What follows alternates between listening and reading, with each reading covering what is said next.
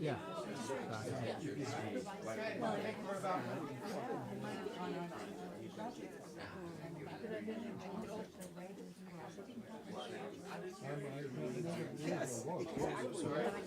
The reading is not complete.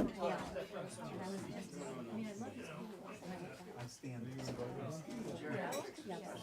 Yes, indeed. Yes, indeed. These packets up. Okay. How do you like that? Here we are. Is that too loud or boomy or weird or anything? I'll probably go turn it down a little bit. Yeah. Might as well try this one too. Is this one the same kind of problem? A little bit too much? Doesn't it have a kind of weird ringy sound up there somewhere? You ought to losing your high frequency. Yeah. Anyway, great. It's poetry. All right. I'm going to bring it down a little bit. Okay. And I don't think I'm really well suited to make the introduction to this reading. I think probably Stephen ought to get stuck with that. Steve, that is. Stephen. Stephen. Stephen. All right. I think I'm going to stick him with the duties, which you could do from a seated position right there if you like. Or you could come up here. I'm going to read first. Well, that's perfect. Come on up. And before you start speaking, you can speak about the reading. That'll be good. All right. Let's find out. Bravo. Okay. Just better hold that applause yet. I mean, we haven't seen how successful this is going to be. Right? Now you may applaud. You may seat yourself comfortably there. Ooh, look at that way that thing swings away. What I'm are we going to scoot swinging? this back a little further so you can fit on that. I think that's going to be good. Okay. And I'm definitely going to bring that down. So if anybody ever feels inclined to sort of stand over here and announce something, you should use a mic, because this is really for the benefit of the stream. So is that, but a little bit for the room, but mostly for the stream. So if you don't speak into this, they'll hardly hear you in the internet. Well, That one we're going to swivel towards you. Just Okay. you wait.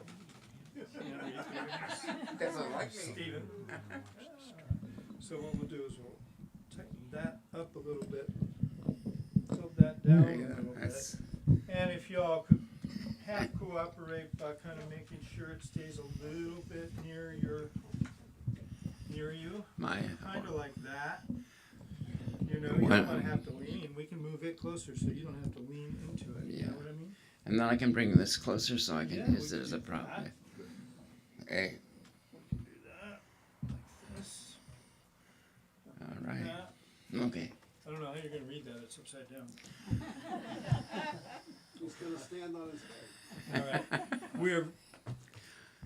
We're still going to go turn these down a little bit, but we're very pleased to present not this. This is a packet of books, but this. 5 on the Western Edge, Momo's Press, 1976. Yeah. Did it. Okay. How many years ago was that? My God. The 5 guys on the cover are all here tonight. So, okay, so Yes. still sort of before you get serious, wait till I get all the way back there. 49. 49.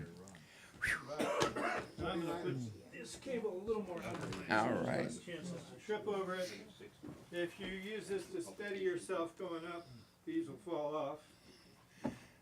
All titles about California. That'll work. Yeah, okay. Okay, I think this is going to work. I'm going to open these up and display them a little bit. Let me Okay. get back there and make sure the volume looks good. This is Eric. Isn't Eric wonderful? Yeah. Yes. Puts this together. Well, I think he's doing something. I'm not sure what. But anyway, hello everybody. Good to see you. Yes, yes. This shouldn't be considered the last waltz. We have the tools to keep waltzing. Yes. Okay. Are we ready to go, Eric? We're ready. Take it away. All right. I don't know how far. Yeah. So anyway, I will just read the top paragraph at the back of the book. By the way, if you're totally intrigued, I was able to find a couple of older copies of the book that Eric will have on sale at some point at a price that he determines, because I want everything to go to this great bookshop.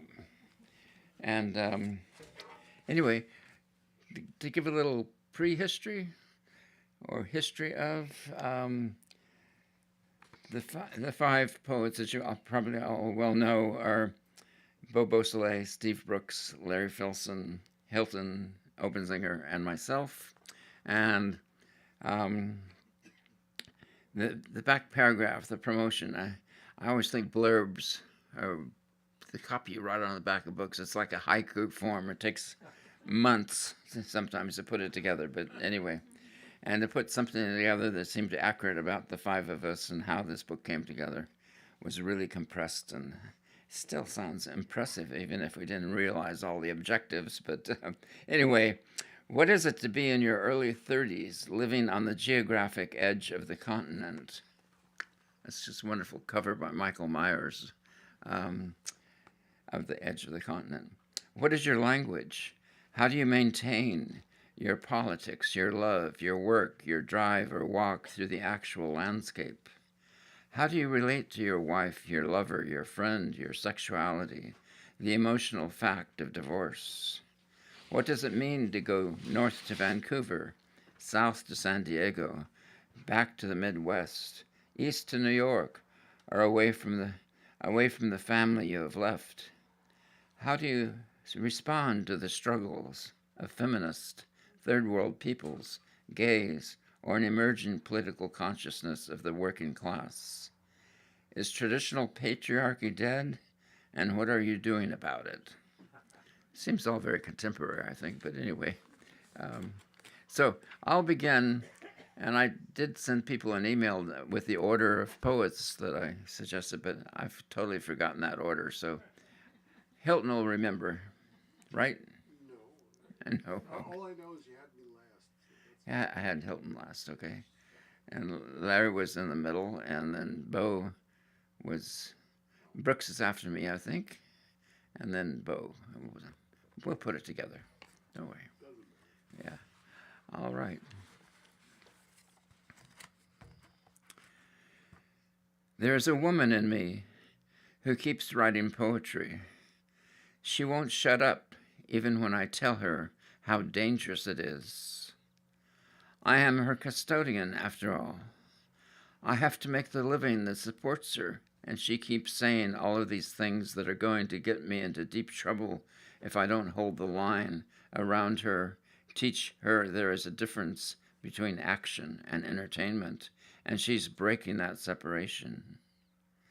Her whole cover is going to be blown, and me with it, if she keeps letting this strange stuff out about freedom and bliss and pain and a life worth living. And if she doesn't calm down, I'm afraid she's going to start telling me to shut up, that I'm her enemy, not her protector, that I'm doing more damage to her than any cop ever laid on a poet, except a few who are maybe women in disguise anyway. And if I don't shut up soon, she's going to put a dress on me and loads of makeup and make me look like some fraudulent fake. And then she's going to rip me apart and tell me what a real woman is like. And if I were sharp, I better integrate quick.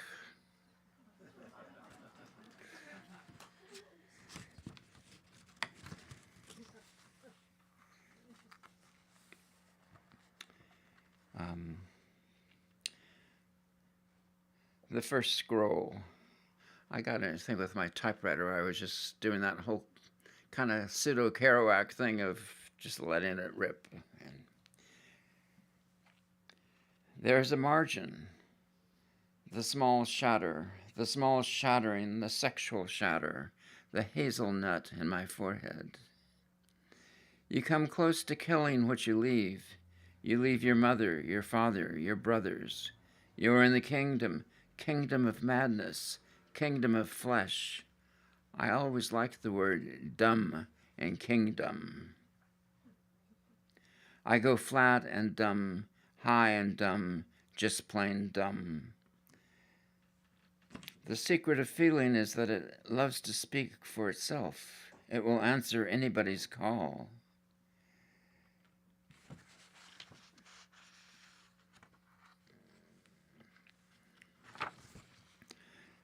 The secret of feeling that it loves to speak for itself. Speech is a lovely residue. We learn to name to the colors. Blue, green, pink, horror, red, gray, grunge, the animal that carries 4 colors at once. Do not name me, do not name me. Feeling calls out of my mouth, my toes, my pelvis. Do not name me. When I come, I moan. I keep saying terrific when I speak of you. Terrific, terrific, terrific, as if ific is terror overcome or reconciled.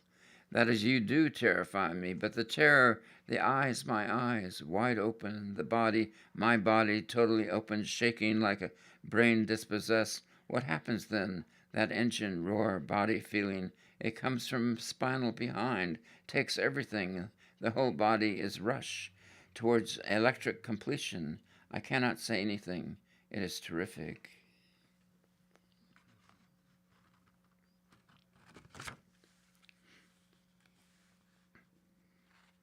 And I think of our trip down the coast today, how we had started to just go out to Sears to get the TV repaired, and how the serviceman estimated it would cost $35 to $40. And instead of flipping and getting angry at home for the thing to get repaired, I said, let's go down the coast. We'll get a pumpkin. But the idea here is not just to tell the whole story, or just to give some pretty image of orange pumpkins lying in the fields with the ocean and cliffs of Devil's Slide behind. Not that that image could not be carried as lust or dream or some sweet consummation of a different kind of love or presence between two people at a different point in their lives, or just plain fine landscape painting for the cover of some rich photograph. But the image I carry is much simpler, looking down off the highway, riding down Devil's Slide, the several riptides whipping the waves into cliffs, the white foam splitting from one point, one angle to another, an enormous dark green wave, on enormous dark green waves, the large inward tuck to swell that takes my eye by surprise, sliding it through the window like elastic from my two-hand steering wheel grip.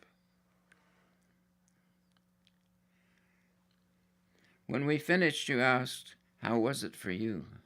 You said, I said my body was clear. I didn't say that exactly, but it's what I meant, that I had been released, like all the tightened structures of pelvis and arch had been sprung, like my belly had been in a trap, just like knowing the financial torture of Sears Roebuck charging $41.60 or claiming an hour and a half labor at $26 an hour plus $6 in parts had just jammed a piece of my flesh. Or was that moment at Sears really minor when we came home, there was mail, 2 negative and 1 positive, 2 overdue traffic violations, and 1 with my state tax refund? Was my body really just speaking to you, the literal name, the literal ocean that had filled it hours before and wanted out of my body back? No, not back. It would imply my body is a dead place and the ocean wanting to escape, not just a natural matter of ocean entering the world of my body, feeding it energy, transforming it into physical flesh movement, into the sexual current of our bodies gathering here.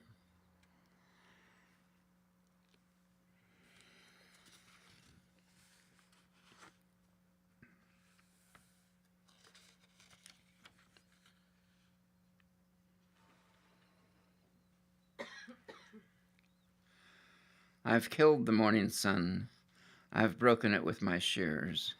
I stare back into the dark with a bottle full of empty feathers. I break the bottle on my head. I break the bottle. I go insane from the pain, and I go insane from the pain. It is the first thing I had. It is the first thing since they scissored my penis and said, "Go home."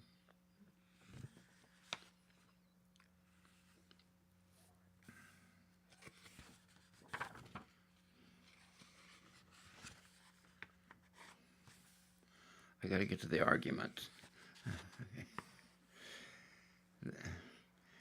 The kitchen. Just because I think I am right and that you have to agree with me that I am right, you will not stand for it. You are screaming this at me in the kitchen, standing up, your eyeballs springing forth like fat grenades. The neighbors are out on their back porches, dancing to the energy of your voice, the energy that does not spring out of their lives as they are talking to each other. Like they're talking to each other like there is an unexpected game in the Colosseum. I'm oblivious to their whispers, what they say. I'm listening to your voice drive into my body as sledge, as hammer, as thought, as position. I listen wide open to play the dead man, the crucified, the better. Your voice, the big nails, the neighbor's voice, the little nails. It all comes in until I can't take it anymore. I say, I hate you, I'm angry. I don't know why I'm angry. I don't know why you're angry. I don't know why I am angry. I wish this kitchen could be a beach vista of seagulls fighting over the ocean we were just commenting on how nasty and ugly seagulls are to each other, how they fight over food, how they pick at each other, how they are graceless, how even in flight they are muddy and gray, totally spiteful, instead of here in this kitchen hitting each other up, all smoke and wilting fire designed to crush the hell out of each other. When you get angry, instead of responding to the anger, I sometimes jump up to the ceiling, want to record it for literature, say what a liberated woman I'm living with. Isn't she wonderful how she sticks up for what she feels and won't let me manipulate or fold her into the positions that do not threaten what I think or know or want to express unviolated. But you do not think in those terms. You do not go up the wall and laugh at what we're doing or say how silly it is or jump out of it. You keep laying it on like an iron which says, you will hear me, you will hear it right through the skin to your blood. I'm not your slave. I'm not your slave. I'm not your slave. This blood I'm touching in you, that I'm having to whip you to touch you, you iron body, thin skin, fat, quick brain, crazy fascist. This blood I am touching in you will live forever. If you can breathe it, not go dead and pretend you are a beaten child, someone that has been walked over and ignored, like his mother, brother, or father. Just listen. Yeah. I kept the neighbors out there. Okay, I'll finish with this and then... Who's next? Brooks? Are you next, Brooks? Okay. I have to tell a little story about Brooks in a second here. Okay, I'll finish with this one. I do not remember the birth from my father and mother, how their bodies must have jammed together, still breathing down youth. My father, probably home from the bay where he had been sailing his boat. My mother in front, my mother in from the garden where she had been twining ivy up the fence, whether it was before dinner or after, or just gone to bed. My older brother may be listening, getting frightened or fast asleep. But my father, the wind off the bay still rubbing his back, the same way it had pushed the mainsail across the cockpit, tracking up the channel, not into the bay or back down the channel into the harbor. And my mother, the scratch and feel of garden earth on her fingers, the handles of the pruners still a firm felt echo in her slightly calloused hands. I do not remember the motions of the two bodies that made me, the path and receipt of the seed, the explosion of love that makes the first body grow, that the seed flourish. Thank you. Yeah. And yeah, we have. If you read the goddamn email, Hilton, Jesus Christ. I thought you put on your thinking cap, Anyway, I'm giving help out. It's my pleasure to introduce Steve Brooks. I remember one thing kind of vividly. I don't know why we were talking about swimming. We were both high school swimmers. And I remember, and he was from the Midwest, from Moline, and swim team. And he said, yeah, I used to shave everything, my legs and everything, so I would go faster. And I thought that was Steve in a nutshell. But anyway. All right, Steve, can you get this far, or do you want the mic to come to you in your chair? No, I come up. Okay. Can you move that stand out of the way? Yeah, I'll do that. Yeah, we have staff. I'll put a couple of these here. Are you reading from anything? No, I'm gonna up there. I'm gonna refer to them. Okay. We'll display them later. Yeah. This is the show and tell up there, please. Johnny, take your hand as you come up this turn. Yeah, sure. Don't pull too hard. Oh, you're pulling me up. Way over there, though. And I can give you a There you go. Next, coming down. You want to sit first? Can you hold on to that? Mm-hmm. Yeah. This is geriatric care. Sure. Thank you, Eric. Sure. Good job. We'll see. Geriatric and Eric running. Oh my goodness. There's a. Hate to warn you. So, are you going to use this stand? We can't get it any lower. We can only tilt it. Yeah, that's better. Just Good. want to see their face. I was aware that it was a I'm problem, sorry, but my there face wasn't too much I could do. There it is, right next to you. Stare on it. You were great. You good? Yeah. All right. Really well.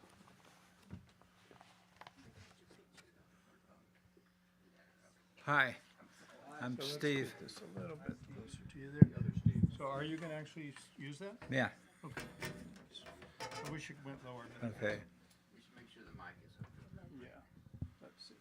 When I was 11 years old in Nebraska, I crawled under my father's desk and smoked a cigarette and crawled out and declared to my family that I wanted to be called Steve, not Stephen, which my mother loved. And my father and my two brothers said, okay. And my mother went, and never did.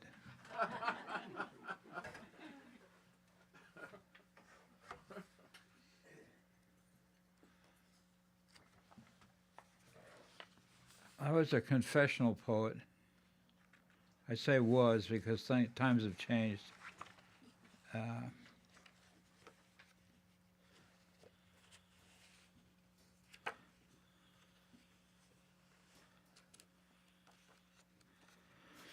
There was a goddess of poetry living on our street for a week.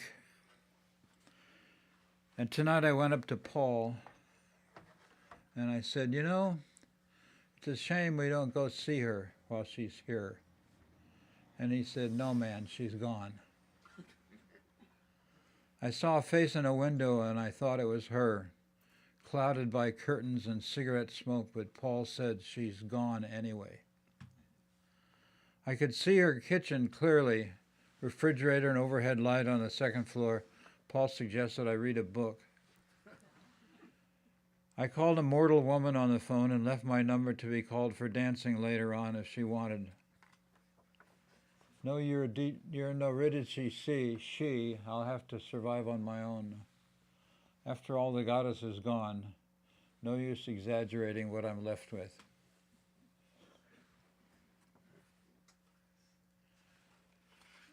Ah, the city smells like a forest fire. I selected the poems from this book that I refer to the city. Since we're here, I came all the way from North Carolina to be here, and this is my adult hometown. I took a, I can't live here because it's too expensive. Oh, the city smells like a forest fire. Oh, the city smells like a forest fire. Jim brings Bambi to my side to calm me, and a charred squirrel to sharpen my fear. What exactly is an emergency medical poet? Why is he carrying bandages and a blunt instrument? Ah, the city smells like fish and chips dumped on its victims like a pile of leaves. A poet is often the only care available when the accident occurs, and he's just as likely to kick the victim as kiss him. I don't agree with that. But I like the sound of it. And those were dark times.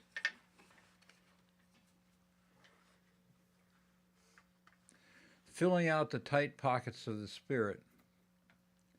Filling out the tight pockets of the spirit and country music at dawn to pump the live the blood. Thinking about my old bed of soft nails. TV is no cave entrance. The flashing horizon of cartoons is no place to go to. Dear God, who has no face, no name, no language, I want to take it like an animal, not like a man. The purgation is weak these days. The crop dusters are succeeding. The bugs are getting stronger and the plants are getting weaker. The bugs were doing all right on their own, but look what they did to the Mormons. Now for a change, I can hear my heart beating in my ribs like a gorilla with gumption. There are two ways to smoke a cigarette, one like a head in the oven, another like a tongue in the campfire. These incisors, remember when we used to smoke, everybody smoked? These incisors used to chew raw meat. There's a conga drum in the kitchen laughing, mocking the telephone that sits like a plastic lizard on the shelf. The damn red thing couldn't bite a bison on the butt if it had a map and an army to back it up. Swift was right when he dreamed the pitted moonscape of the human face, wrong when he despised it. No civilized formica, we are quarries and swamps, we are caribou, infested with worms. We are sharks, not submarines, dolphins, not bathyspheres. Move over, monkeys, I'm hot for your jungle. They're playing music as loud as they can at 2 a.m. in the stadium garage. I lived up on the hill just behind that. And the cars therein move not a muscle. Neither do they dance, but the music continues in the night.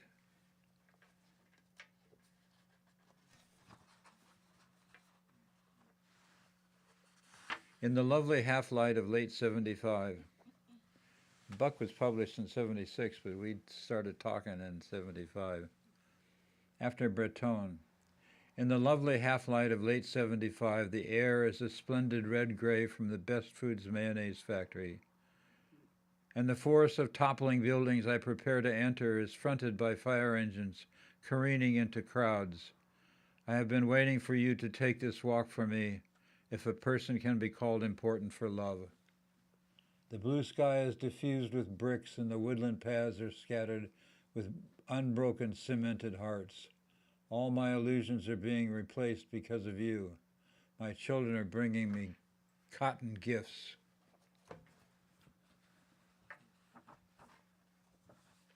And that's all from that book. I want to say a few things about these guys. When I was writing this book and afterward, I went to visit Bo in the library. And he said to me, Steve, you're not telling us what you know. And it struck me. I mean, I just went, and it's like I knew he was right, but I didn't know how to be right. I didn't know how to do that at that time.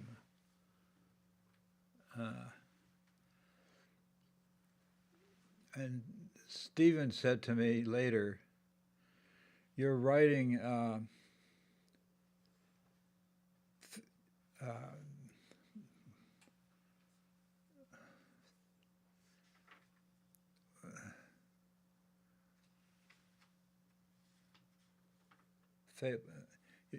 you're writing, God, I can't think of the word. You know, I said people don't have a bad memory. I remember everything. I just can't access it. You know, it's like, he said, "You're writing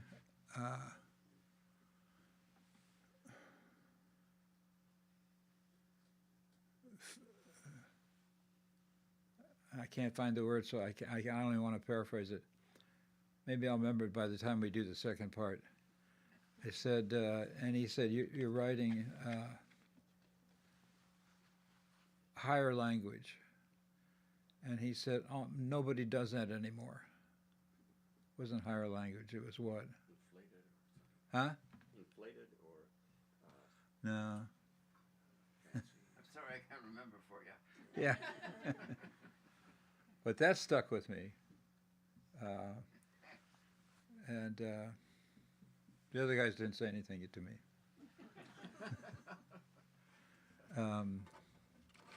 So that's it for me for the second half. The second half is what I'm waiting for, because the poetry I've been writing in the last 2 years is startling to me and to some other people. And I want to share that with you. That's this book, The Poetry of the Moment of True Life Itself. It's a big book. I'm not going to read all of it, or even part of it. I'll just read the first chapter. They've been made into chapbooks, and I have about 35 of them, and I'm still writing them. And I was going to read the one I finished writing today here, but I got my computer out because it's on my computer, and it's not on because I'm not connected to the bookstore. So I'll read the first poem from this book, and maybe the last poem from this book, which is a continuation of it. And I also want to promote this book, Joy Among the Catastrophe, which I wrote during the pandemic. I had a year to walk without the cane and write in a little park near my home in Asheville, and it was just a transforming year. It was like we were all under the gun, and there was a peacefulness about it, and a terrible threat. So that's it for me. Who's next?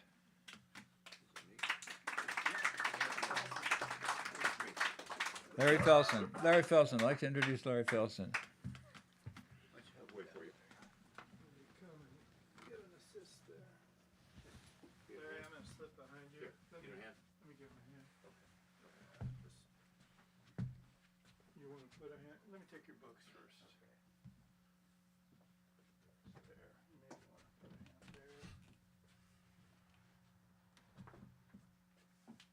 Easy as pie. I'm an old man, and sometimes I act Nimble. like an old man.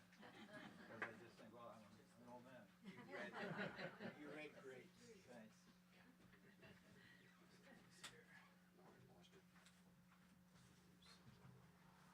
All right. Is that your envelope? That's mine. Oh, that's Steve. Okay, I was going to put these on display here a little bit. Because I'm going to read from it. Oh, yeah.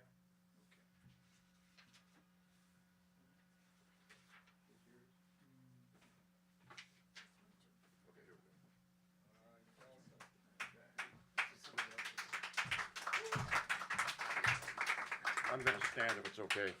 Sure, then let's adjust things just a little bit. Yeah. huh? Oop, I just lost it.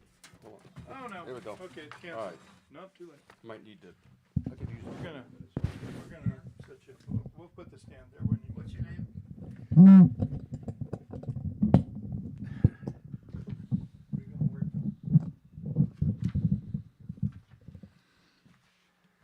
Larry Felson.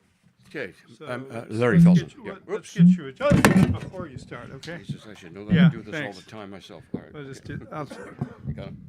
okay, so Okay, where are you gonna, like that? that's good enough. That's good enough? Yeah, yeah. Okay. Okay. So these poems are from the 70s, maybe a little earlier, and this was a time when people were grappling with the fact that we'd been through the Vietnam War, civil rights movement, and the situation in the world was still not changed, and some of us were looking towards revolution, some of us were looking inward, and it was a whole lot of things that were going on. And I'm just going to read. This is as I was saying to Bo, this is one of my long-winded things. I was going to read some shorter things, but I think this would give you an indication of where I was coming from at the time, trying to deal with the personal and the political. Of course, we're still all doing that, but this is from a longer poem called, strangely enough, San Francisco, 1975. Okay, sections of it. The city in burning blue fog walked her home, frail night, walls of moonlight, engined in voices and moaning, slurred and troubled speech, talk of relationships of other people. She looking at me, I'm looking at the sky. I notice the stars do not exist except when we imagine nothing real but ourselves. No kiss. Walking down the Leavenworth Street hill, feeling starlust, melancholy, bliss, pulled by the fiery damp darkness, by faces and windows, by night flowers and far off sudden longing, by the lights quivering and bleeding in the bay, entering a stream of energy, felt as liquid expansions of barriers of love and denial, emerging spread out in language as a blasted and blasting furnace of self-isolating desire, the skin of my beloved, beloved, beloved, unraveling in the sheets without any direction, without feeling where we are, but feeling fierce, intimate, soft, groping movements, fusing in the flesh into visions of slow falling saffron limbs, our own, transparent and glowing from within, immense and blazing movements of legs, arms, heads, red and silver, armors of flesh, moaning limbs, torsos churning in air. This light from the movement of limbs, I trust like a piece of starlight swallowed by the brain, spilling into the universe or paradise your tongue protects, a flesh that exists beyond touching. Shall the intoxication of skin have no other consequence but feathers of flesh washing through us, slowly corroding any other sense? There's light on the fringes of buildings. 3. From the air, I see white morning light over the bay, and nothing is unreal. All is extensions of completions of moving in your body. Looking through clouds, looking through sunlight and water, I feel a sudden horror of the music of the body and no other freedom. A self-extinction by flesh. Looking through air, white foam, wings of flesh glide by like lips. Images, they are not flesh, they are not even lips. They are fragments of clouds, but they break through the traditional dead boundaries imposed by language and the life and death we feel approaching in who we love. We demand or deny the service of who we love. I see wet canyons coiled under dry ridges. I see grids of rocks and labyrinths of mountains and trees, and all this is all literally seen, and it results in a non-literal, unseen waft of the presence of wings of rapture, I have to call it, that occurs because of the absence of history, of the absence of myself in history, or as history. The rapture on this plane, looking down on the Southern California coast, suddenly turning into a desire to know the suffering of the people of Hiroshima and Nagasaki, recalling the rapture of the atomic physicists who, it was reported, quote, rushed to order champagne dinners when the news came the thing had worked. The thing had worked. I think I see Einstein climbing through the maze of lights, blinking on and off in the huge power stations as we fly over San Pedro. I see the shadow of 8 million people crossing the flat moving skid of Los Angeles and calling to each other. Actually, I see a lot of wires and billboards and cars and colors and trees and buildings, and that's about all. How to advance our lives out of this ideological and material consumer spectator existence we pretend to ignore or avoid. We make up images to survive, evading the actual conditions of our lives, making the body into a burning boat, moaning about the heat, and not caring about the source of the flames. What is the capital of the bloodstream? The social order is also an internal order, determining our most intimate moments. When you begin to lose your capitalist structure, you begin to feel the end of one form of desire and the beginning of another. Aren't you my love with wings of rapture? The inside calling. Where are you? I am ready to forgive, to recognize your absence, soon to arrive in the chains of sweetness. I was told the body was the entrance, this chaos of certainty, a mouth I could trust. In self-anger and dreaming of your one touch, dreading desire, dreaming of waking, in your dreaming of waking in mouth branch flow of eye rain and dim throat, morning wandering, flesh sound sung, and then the plane crashed into your actual lips. 4. Our lips contact memories of deadness. The deadness feels like lilies writhing in furnaces of burning mouths. The heart is a handgun of business proposals and anonymous lust, kisses or losses. The body is baby blue shit of capitalist intimacy. The flesh spirit is made by the state. We are turned into peanut butter and blue chip stamps stuck on anybody. Our language is private, like private investment bank accounts, stocks, collaterals, dividends, options. The language itself engulfs us. Blue chips, blue shit, market values up and down, surplus value, distant rainfall, distant rainfall. All this abstract stuff, the devils and angels of capitalism we are taught to believe in as truth, taught to deceive ourselves, as if the heart had no history, as if the heart were a piece of milk blown up by mother, atomic milk we search for in the arms of others. On the 5 p.m. freeway to Sacramento, the Standard Oil refinery in the hills spurts out purple smoke over the water. The cows in the dark fields eat smoky grass. We drink smoky milk, and the milk company owners wallow in the milky green slime churned from their workers' blood. The cows seem almost beautiful in the purple smoke. The same purple, the same burning purple, I imagine rising from the villages of Southeast Asia, thin purple smoke of American imperialism, so unreal and deathlike it compels us to destroy its source. No matter. The people who made this road, who make these cars, and who work these fields are rising up to take back what belongs to us. Cows, milk, field, oil, freeway, flesh, our own lives. There's that. All right. Next is Beausoleil, right?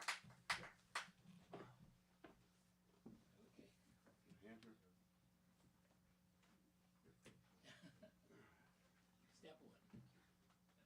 Okay, I just need to get over to the... Do-si-do there. We'll work on things here. Maybe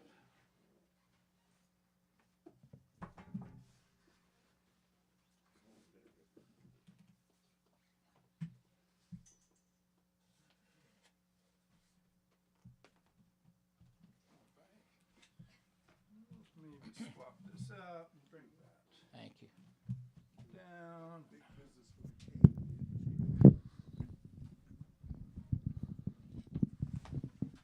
makes so much noise. Watch it start howling now. So what are we gonna do? Take this off to the side. This.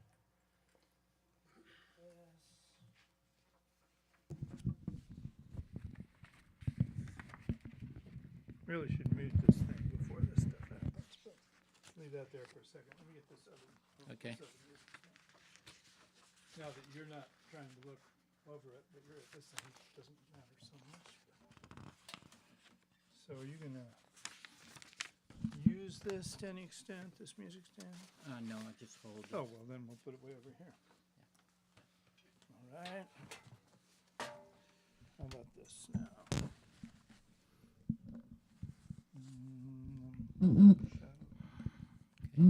How's that? How's that view?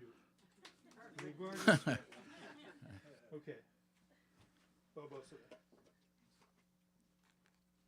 So it was among these guys that I came up with my first feelings that poets are among my most favorite damaged people.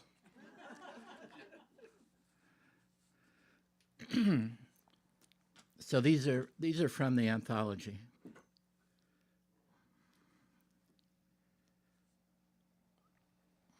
It's called Night Train.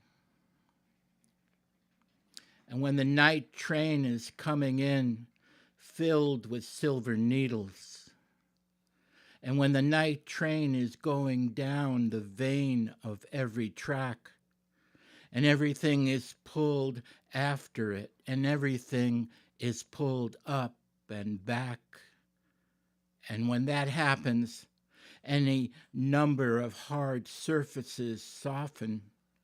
And when that happens, there's no money to sleep with, no money even to rub the dust from.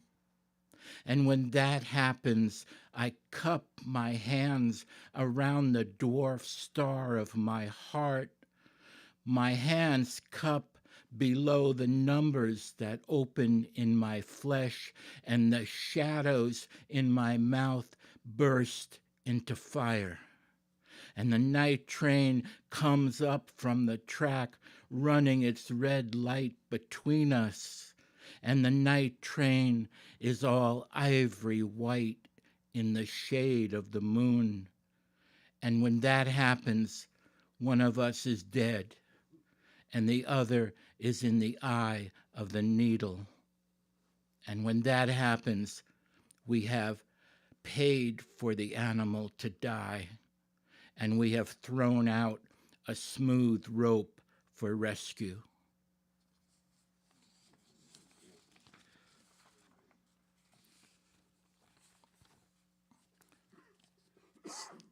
This is called Thanksgiving.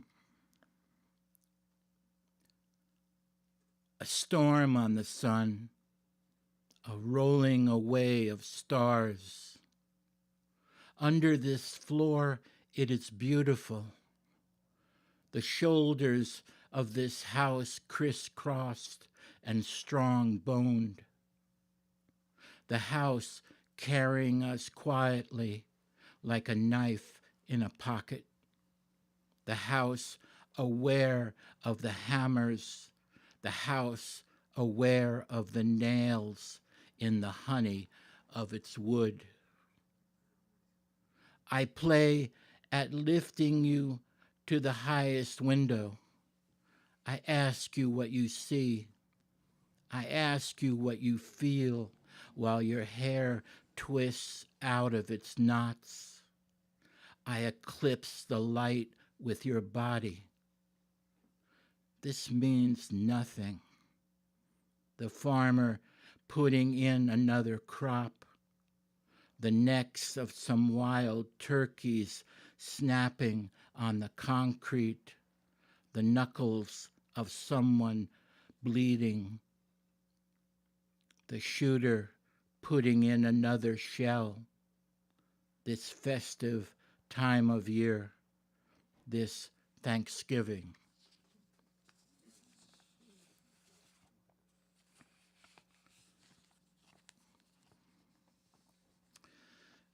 This is called Under the Fascists. So I remained, these many years later, an enemy of the state, in case anybody has my dossier out there and wants to add to it.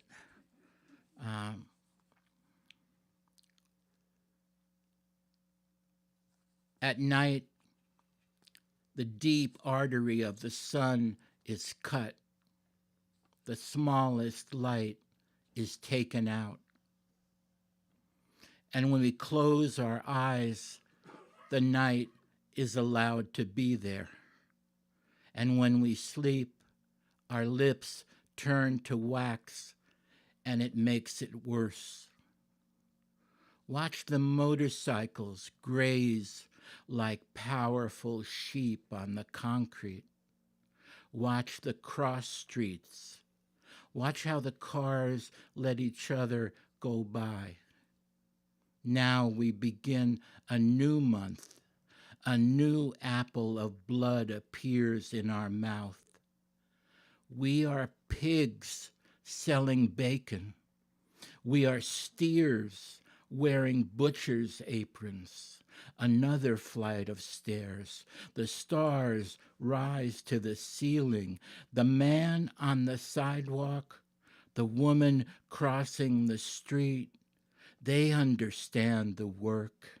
It is all blood and flesh concealed until the knife reveals it.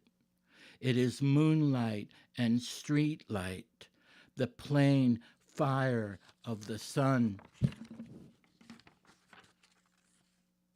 We are going over and over. We begin to bleed. We begin to sing. We begin to spit a clear soup that feeds us, this extra bone, this shining bone, this bone that walks through our blood on its own white legs. We are under the fascists. We are under the night until we sacrifice its darkness.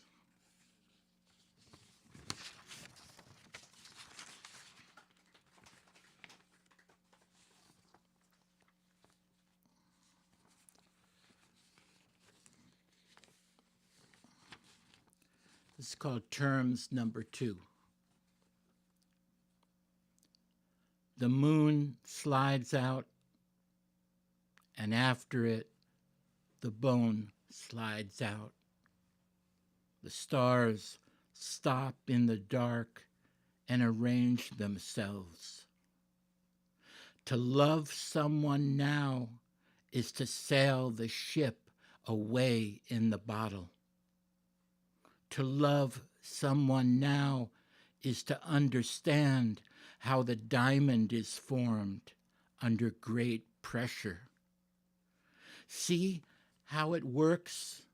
The night falls first above the shadows. The heart slides out, and after it, the beast slides out. To love someone now is to close one hand and open the other. To love someone now is to understand that the sun burns itself up for light. Thank you.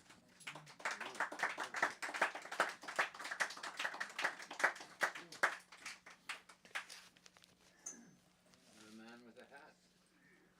The same hat.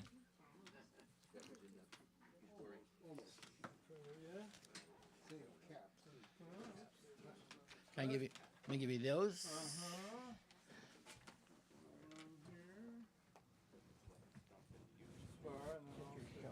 Okay, you got it. And let me step down here before I go too much further. All right. So far, so good.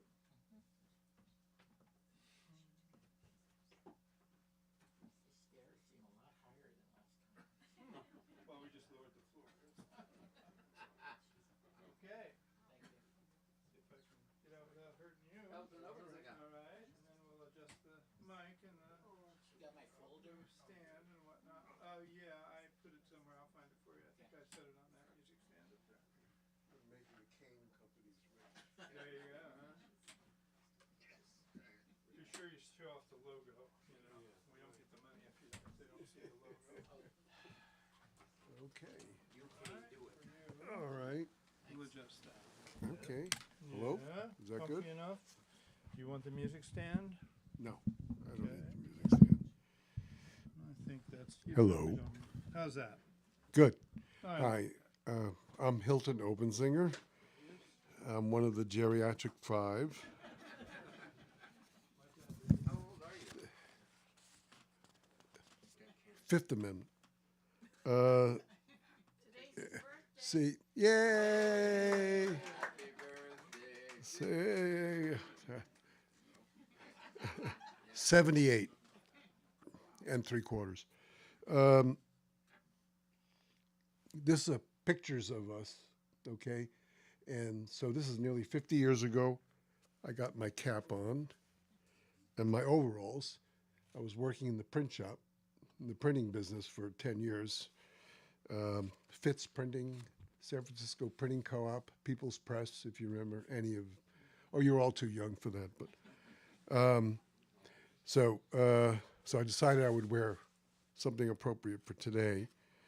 You know, just speaking for myself, I'm not too impressed with the poems I wrote in this book, but I'm grateful because I was not writing that much. I was doing a lot of agitprop type writing, and because I was working at a print shop, I would print up the poems as flyers and hand them out at different things. You know, rent strike. So there was a poem about rent strike, and they were okay. There's only a couple that are really I'll read one of the agitprop ones, and then the one that is really kind of the better one in the book. Okay.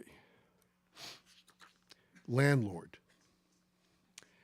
A year, a winter gone, another splattering on, and still the roof leaks. 15 buckets laid out, down the hallway, on the bed, each storm weeping into my sheets like the Virgin Mary of plaster. Landlord, you stall and blubber. Excuse yourself for being a creep, in possession of keys to roof and four walls that are mine, not your deeds, and are mine to be dry, even as I sleep. My rent is due, but more so is yours, even as you smile with the teeth of Teddy Roosevelt, charging up the steps to Twitch for $275. I must groan, you own my home, and now myself I must excuse, because I hate paying to drown my only real estate. Evict me, crucify me. I'll use my cross as a giant thumbtack in your forehead to post my notice. I'll leave only when I'm dead, and you can't afford the loss. Like Luther, I slam my theses down. Landlord, thou lordest over us now with a mask of benign power, yet cannot hide your face of arrogant, incompetent crime. Take a long hike through the wilderness. Your time's up. We will not kiss your ring. This house is on rent strike. Yeah. So, Lamentations and Determinations. I had taught on the Klamath River, the Yurok, what is now the Yurok Indian Reservation. If you see the New York Times a few days ago, there was an article about missing and murdered indigenous women, and they use as an example of a Yurok woman last seen on Pequon Creek, which is where I lived when I taught school there. So it was quite amazing to see that. Lamentations and Determinations. Last time I went to Pequon, more exactly Klamath River extension of the Hupa Indian Reservation, Yurok tribe, now the Yurok Reservation, I went with Pam and we drove along the river, the familiar, cranky, and crooked road, to see the Simpsons. Night, finally, when we drove in surprise to find maybe 25 cars parked askew in the dirt ruts by the coop or down closer to the river. Must be some party, we thought, sitting in our own dark vehicle. Nervously, we climbed the stairs to meet Hunsucker, who told us Cindy got drowned in the river 2 days before, and they had all come to drag the river. Still abundant Klamath of eel, trout, salmon, even mammoth sturgeon lurking on bottoms like succulent aquatic pork. Klamath, still the old center of universe, the juncture, we turned to lean on the balcony of the A-frame to look at it, trying to see how far we stood from it. Bonfires kept watch on the bank all night. She'd been swimming as she'd done 14 years, dove in, her skull cracked a rock, and Vicky couldn't hold on to her hair. Then she was gone into the current after the first bob up. My student, among other things. I peeked at her 7th grade doodle in her desk one day before school began, a nosy principal. Why must our people be in pain? Why must our people be in pain? Indian power. Love, peace, love. Don't you think Tiger O'Rourke is such a bully? The river isn't as sentimental as I am, nor even so mean. The river isn't a typically schizoid 7th grader either, though now it seems she is the river, a hitchhiker, enrolled in a new school, etc. Yet the people won't leave the river alone with its catch. This was no Ophelia or Mary Jo Kopechne, just a quick dunk, as her life was in the first place, or yours. Suddenly deciphered like a secret telegram in a shredding machine. The men cruise very quiet as a result of determination. All the people brought food the women cook up, endless batches, and discuss equally endless exegesis of what it was that made God angry at Cindy. A year before, when the river came close to a foot of the road, the rains abruptly ceased. We knew it would be dry that season. No houses would float out in the grayish-yellow, massive, uncanny river as in the great flood of 1964, past Requa by the sea, where Oregos, the old round rock outcrop at the mouth, looms out, informing the salmon what the weather is or if it's the right time to spawn. People drove out to the bridge over Pequon Creek to celebrate. Wine passed around. The white preacher and a visiting evangelist were in a dingy, navigating a giant eddy, away from the swifts, grappling huge logs for the venerable full-blood who lived at the mouth of the swollen creek to use as firewood. Pistols out, we took pot shots at drift, ever so often cutting close to Bjorky's dinghy. Yahoo! Shoot the preacher! Though nobody did, it was all laughs. God isn't angry at Cindy. Just before Thanksgiving vacation, we stood out front washing our car, getting set for the long weekend in SF, when a parent barreled up in his truck. He reeled out drunk, demanded of Pam that his second-grade daughter get homework, lots of it, and that I get a haircut, despite the fact that I cultivated short hair. Get a haircut or I'll kill you. I talked circles, but he persisted, hinted at the gun in his glove compartment, offered me wine. You fucking hippie, then blubbered, sobbing. I can't be no fucking hippie. I'm an Injun. I'm a fucking Injun. Lil had them in a wash tub, 100 or so, talking, all the while grabbing them, slicing their lengths down the middle, eel blood sloshing up the galvanized sides, up her arms, a broad grin as she gabbed. Excuse me. Ollie's mom was very old, was reared by her grandmother in the old way in the woods, refugees from a massacre. Whenever they'd see Wage, white people, they'd flee. Others, as children, could remember seeing the smoke of the old ones across the river or beyond hills.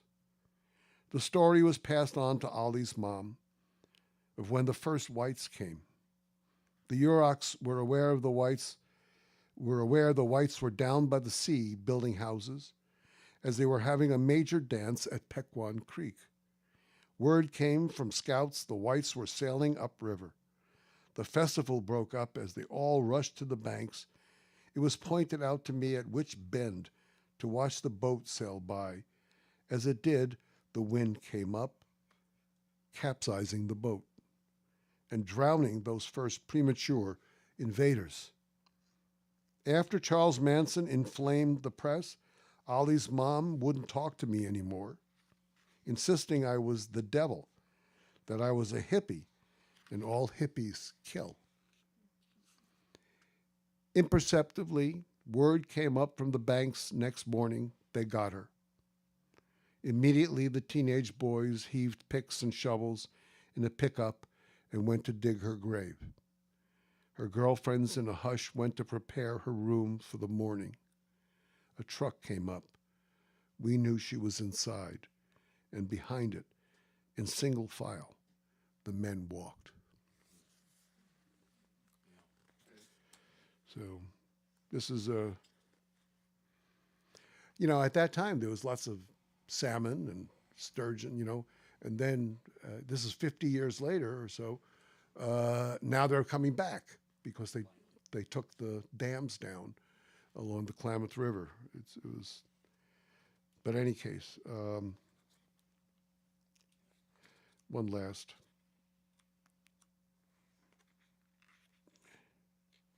I guess I should read this because it speaks to us now. Old folks are at home when they take their anger once again into the street. So at the time, I wasn't one of the old folks, but I was angry. This was published in the Bay Guardian. Remember the Bay Guardian? On the Wells Fargo bank line, an old black man nudges his one-eyed white partner, says, "They all a bunch of crooks. I tell you, something's got to change." In the BBQ ribs joint, an old white codger tells his Palestinian friend, "Those boys can't come home. Exiles in Canada, just like you, 'cause of that war, and the most biggest criminals trot around like hyenas, free." I rode the Mission trolley bus reading Worker's World and wishing it was, when a vigorous gray sage taps my shoulder. "I see you're reading a radical paper. Tell me what you think of this whole mess." I say, trying not to overstep my bounds. "People are going to get together, turn some things around." And he replies, "Well, the founding fathers said we got two ways. Either we vote them on their ass or we make a revolution. And God damn it, we're going to make a revolution." And we exchange winks. Or the old Yiddish rootless cosmopolitan riding the NYC subway, IRT, uptown, who comments when two policemen walk into the train and tower above us like blue Himalayas. "Oi, is this car safe?" Smacking his cheek and swaying side to side as we clack onto 42nd Street in half-empty car. "But the question is, are you safe?" And he raises forefinger in Talmudic judgment while the two pigs freak out and flee to next car. I wonder, old folks are at home when they take their anger once again into the street. Old folks. Someday I'll be wise with strength like them. Maybe. Yeah, you know, when we come back again and we read some recent things, I've been writing something, memories, remembrances, and I'll read something from around the time that we wrote this, of July 4th, 1976, the July 4th Coalition, if any of you remember that, because we're coming to another, not bicentennial, or what is it, hemisesquial, whatever it is, 250th anniversary that Trump wants to make into a huge Americana parade or whatever. Okay.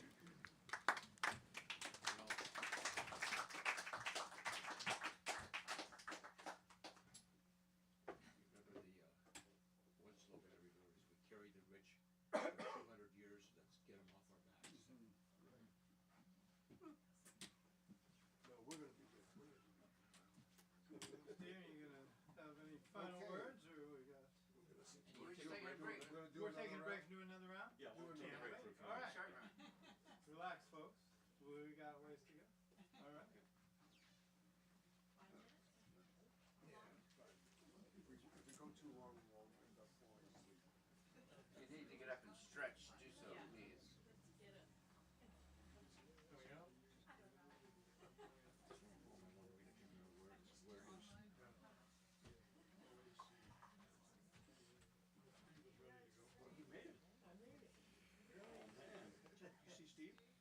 Yeah, he took. I think he had to go. I'm gonna probably take off too. I gotta drive a little bit. Excuse me. Great to be here. You haven't even given the good stuff. I know. That was just the preliminary. Huh? Oh, that was just No, the this- preliminary.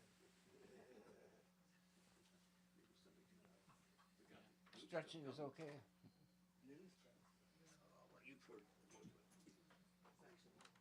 This will be a shorter round.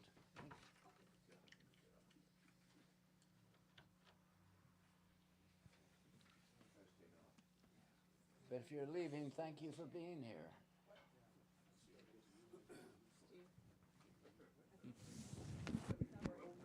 Pardon me? Yeah, take a break. I'll go pee.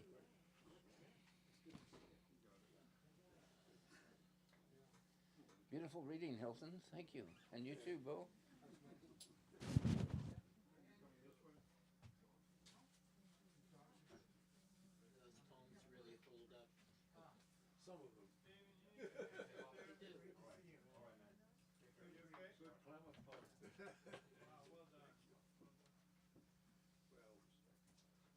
They're good as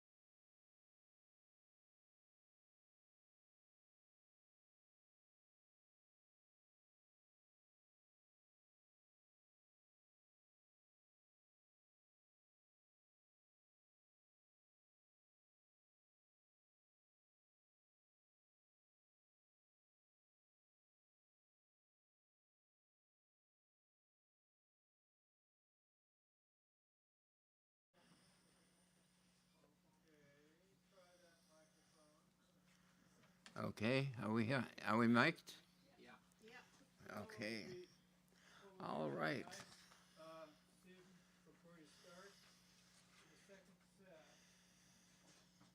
since we have the luxury, starting fresh, I should have done this before we got going, because I'm going to kill some light that's making you kind of merge into the background. You don't have to do it. I thought my silver hair would do it. Yeah, well, you know, I got all these books back here. Yeah. Are we Cluttering up the landscape, so. being zoomed live? We're being live streamed on Facebook and YouTube is what we are. Okay.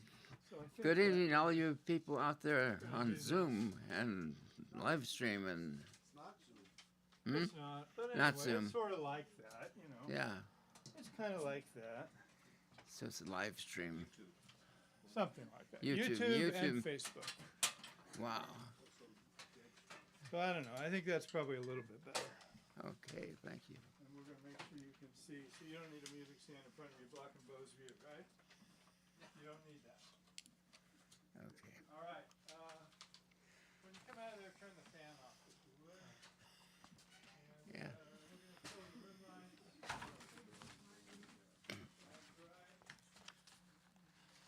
Okay, like that. And like that. And that's as dramatic as you can make it. Go ahead. All right. Good evening again. And to all you people out there on YouTube, good evening too.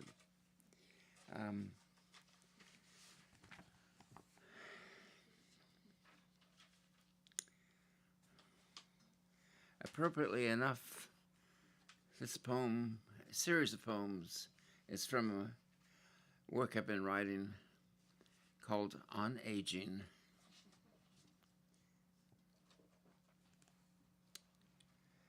The Shift. One night, after a particularly dark poetry reading, I am on the graveyard shift, is what I heard Creeley report to a friend, as if the shift had become a fact, one that had to be faced. Sticks, one in each hand. I walk uphill and downhill between 5,000 and 7,000 steps a day. The darkness continues to fall now, more so. An architect once designed a staircase with no bottom, with adventure, song, and even hope, every step by step these days, among pilgrims in descent. I think we're all pilgrims here, but anyway. In my family's neighborhood, we were taught to greet the old people we might encounter. Good morning, Mr. Graham. It was as if our greetings would help keep them alive against the end. There were several in the neighborhood. They would appear, then disappear, the shadows uphill or downhill, slipping in and out of sight. My grandmother had an old friend named Mrs. Croak. I and my brothers would joke about that. These days, walking sticks in both hands, the young occasionally cheer me on. You're doing great. That will keep you young. That will keep you going. Yes, almost oddly, with a little shock, I realize I have become one of those old men, one of those shadows wandering in and out of my neighborhood. You really are here because you are here, as the old song in the school bus says, arriving at home after camp, or arriving at camp after arriving home. You are here because you are here or not. Rest assured, there is clarity about the end game in these matters. Rabbits might sniff out a variety of holes in the wren. As far as any one of us will know, gone we will be. The sorrow or relief will be the gift to others. Let's assume, when the time comes, to be on with it. A broken egg, if one must imagine its shells, a sovereign map without a road, splattered or not upon someone's alien shore, or simply, as once my friend Tom, wrapped in a plastic bag to be carried away from atop a hospital bed and floor. The elegant signature is not, of all things, nor yours, nor mine.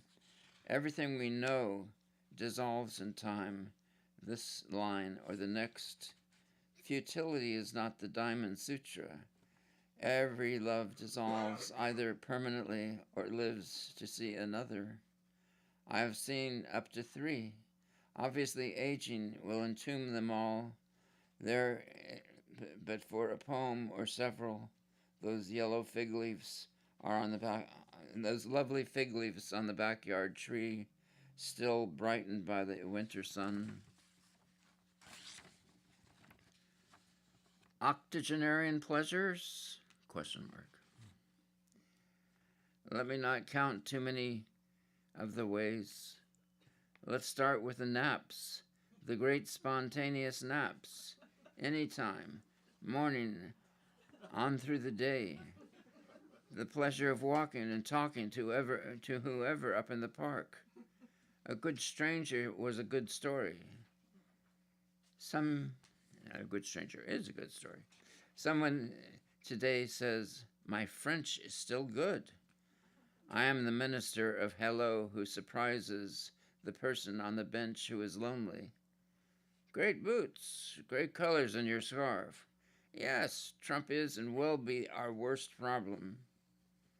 Beyond those kinds of pleasures, the rich Whitmanian mix of all that, the monumental relief to not have the bad boss, the bad commute, the disgusting, backstabbing colleague, or arrogant art or poetry competitor.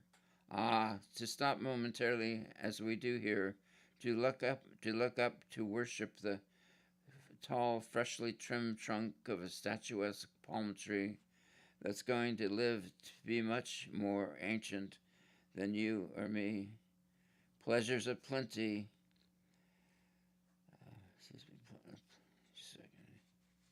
Pleasures aplenty, and today, not one look at the dark side, the epidemic of all those friends, physically or otherwise compromised, the ongoing epidemic of inevitable loss.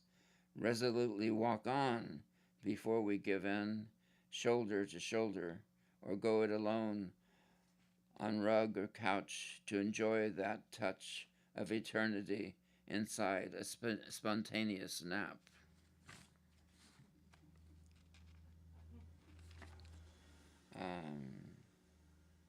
Anyway, I think that's it. But thank you very much.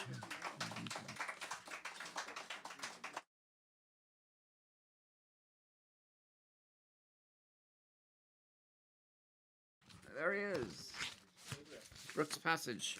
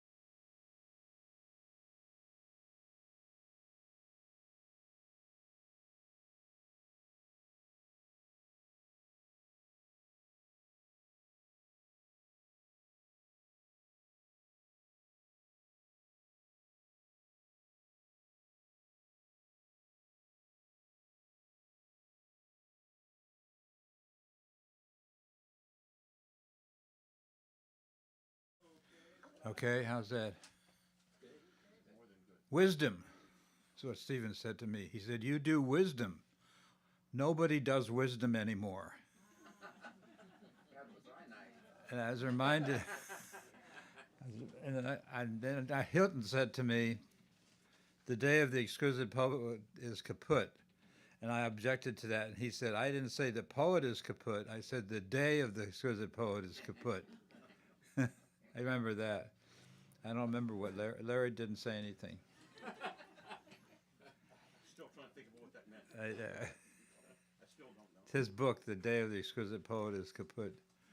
When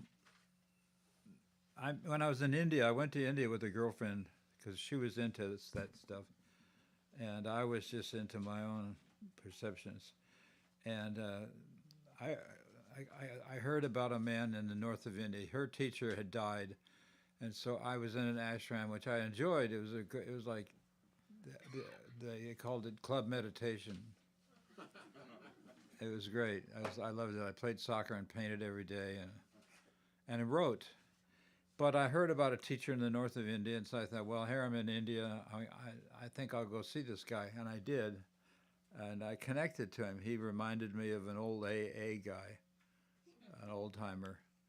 And he had been on a fast track to becoming a general in the Indian Army, and he dropped out and became an enlightened master. But I met a man who said what I felt to be true. I didn't learn from him anything. I saw something. I saw a man, love pouring out toward love. He wasn't a man talking to people about love. There was love in his demeanor, in his behavior, and in who he was.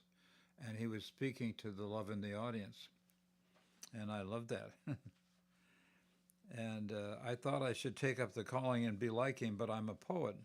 I realized Rumi and Kabir were not my teachers, they were my brothers. How do you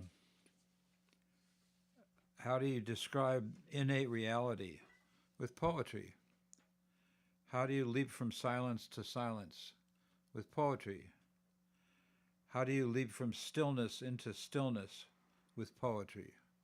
And so I've continued. He said, you're a writer. From now on, speak from the truth, from the center, from the source. He said, you're a writer. From now on, speak from the source. And he said, no one's ever been able to describe this, but don't stop trying. So I've been trying ever since. And the last 2 years, I tried to figure out. When I was in AA, somebody said, I have a soul, and I thought, I don't have a soul. I am a soul. How do I speak from the soul?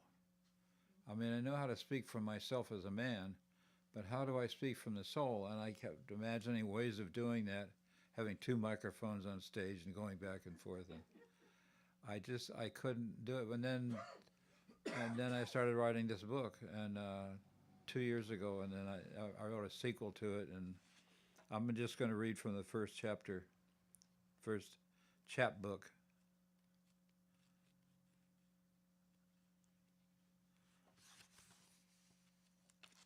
Called Buddha Had Dreams. He told me that Buddha had dreams of dancing girls. So he said, watch out. And she put her arms around me from behind, and I knew I was free to love her love.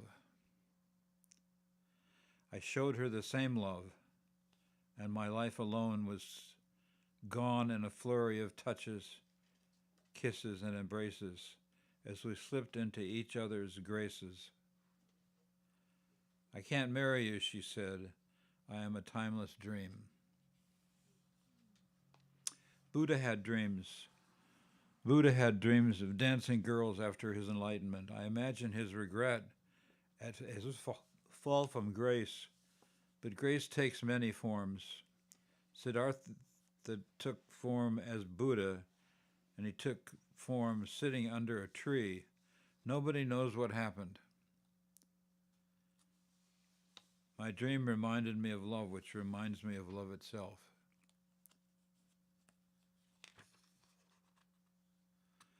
I live in constant apprehension that my life is too much for my life, that I'm about to explode into the great circle of being and become microscopic life instead, as my awareness explodes into endless particles of wonder.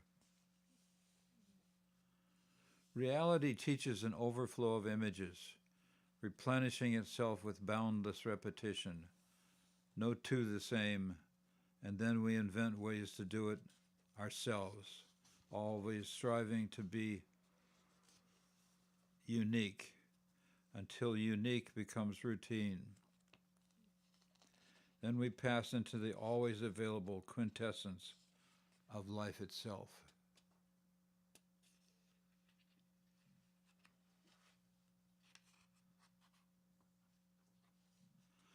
I cross my arms, not in defiance, but in comfort, embracing the cradle of my heart, feeling the warmth of love that folds the universe in its arms. The slightest human love speaks to the greatest reassurance of eternal acceptance. A child in one's arms is abundance. Love of another is love in oneself. I think of nothing. I jump into space. I swim across the ocean a few yards. I was told my poems needed to leap. Robert Bly said that to me. I was told my poems needed to leap. I leapt from one word to another, but I soon understood I needed to leap in awareness. I began leaping, no longer afraid of breaking my legs with a sound barrier, and something remarkable began. I say joy is always present, but even I don't believe it. This is the nature of belief. It searches contraries, disproving some ways of the ways we follow, confirming particular ways, making believe the key to our ways. Meanwhile, the moment abides beyond all belief.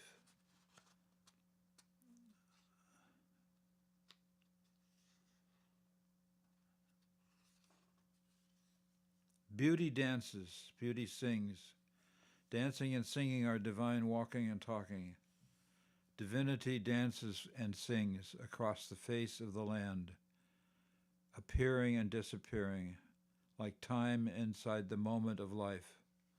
All of these are ascribed, like judgment, to our vagaries and absolutes, while the absolute remains beyond scrutiny. Light feet touch down on the dance floor. Before they take flight, one man falls after believing he might dance, as he once did, light of foot, swift and sure, not this time.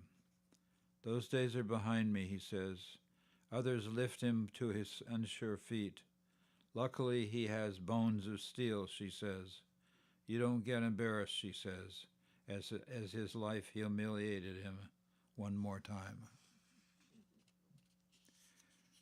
Humiliation. Life humiliates me with a smile. Did you think I would let you get away with being a vessel of perfection? Your vessel is imperfect. Your imperfect wine is imperfect. Your forest floor is littered with imperfection. You are made of imperfect parts. Your entirety is imperfect. I am humbled in my natural imperfection.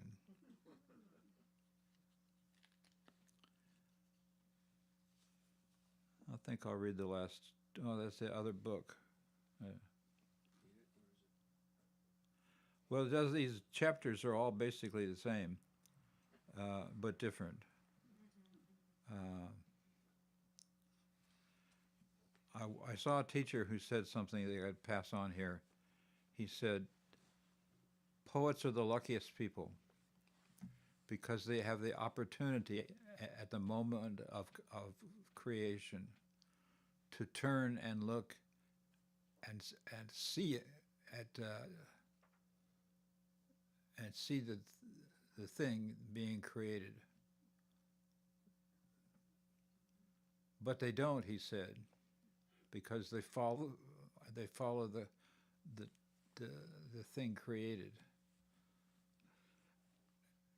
And that's really struck me as profound. I mean, that's my entire life as a poet. I create a poem, and I write the poem, and I come to the end, and then I'd watch it move out into the world and live its life, and I'd think of it instead of turning and looking and seeing where it came from and seeing and feeling what that source was like. What is the source? And it's right there. It's right there at the moment of creation. It's right there. And I get to see it as a poet. Well, everybody does. And that's our opportunity. And it doesn't require anything.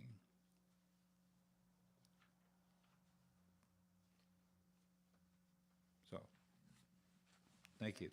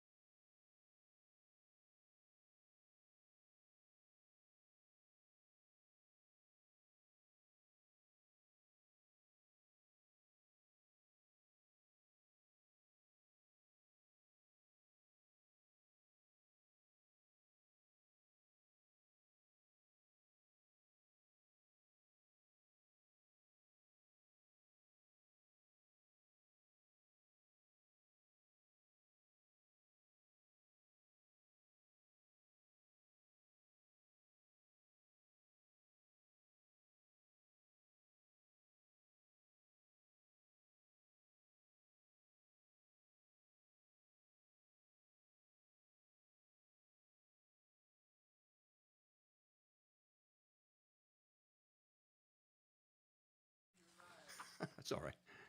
I'm live. Okay, so I'm going to read a few poems. This is an older poem.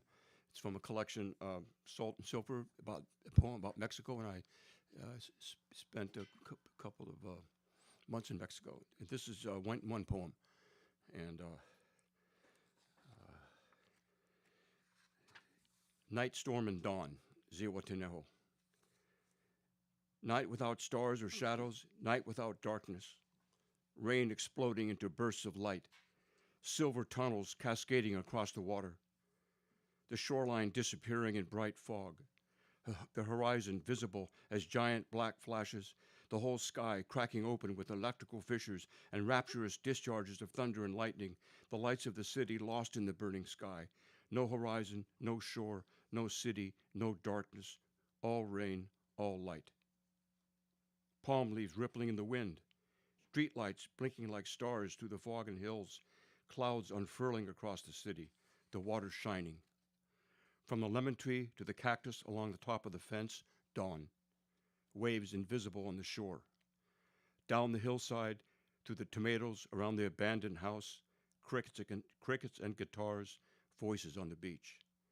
From stone to stone in the graveyard, to the fading moonlight, unknown creatures in the trees, and the sound of lovemaking. Above the all-night dance floor, into the bay of light, birds whistling, white-winged, crimson and gold, crisscrossing the tropical garden and singing under the giant palms, flying so close to the balcony, like they're aiming at me, wild birds waking at dawn.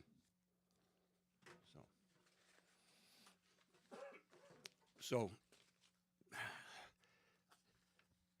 poem, you can still write poems like that, even in this world. And as I said, this is kind of like playing cards, you know, you throw out what you got.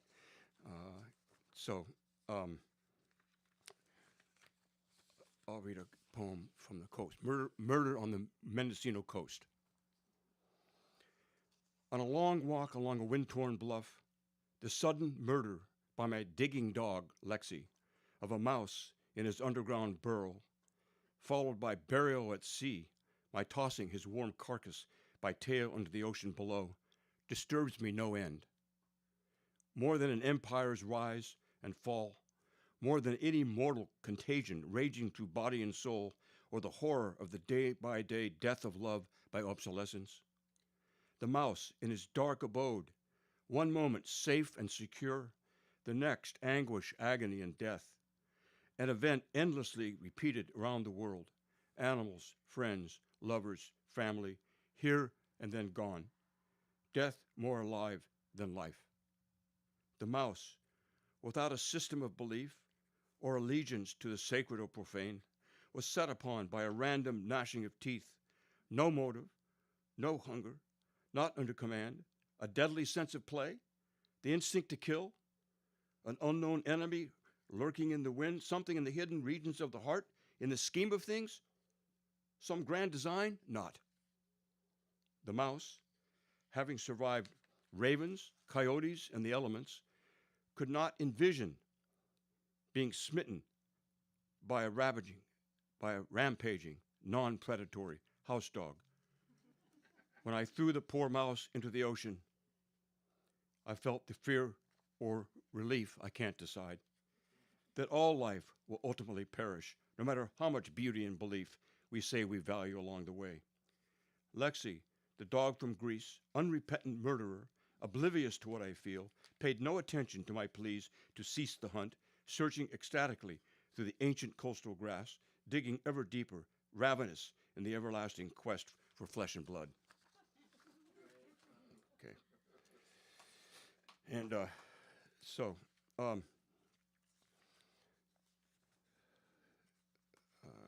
here. That's for the end. So these two poems,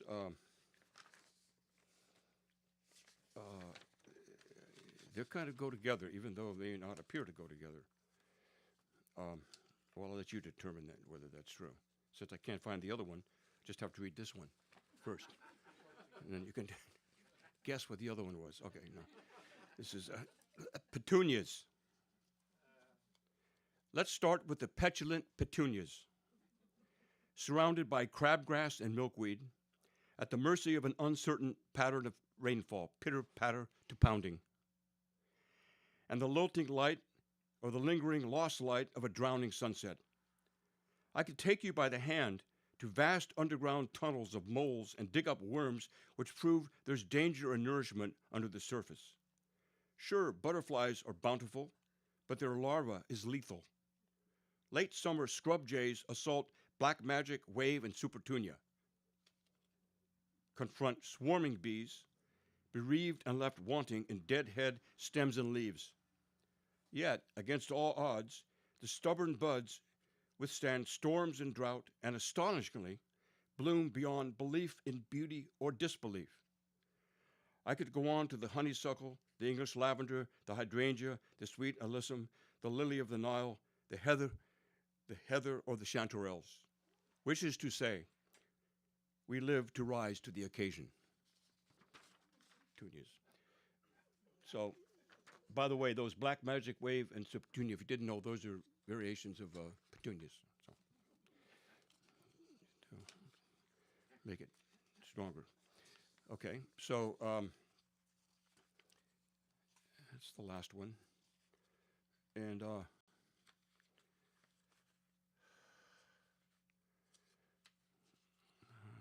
I know why I can't find it. It's in that book. But I'll do it later. Okay, Ode to the Rat Who Escaped. I ask forgiveness of the birds and trees I violate daily because they're so high up and I'm so way low. You enter this dimension when your shadow resists the moonlight radiating through the window. Can you celebrate and mourn at the same time?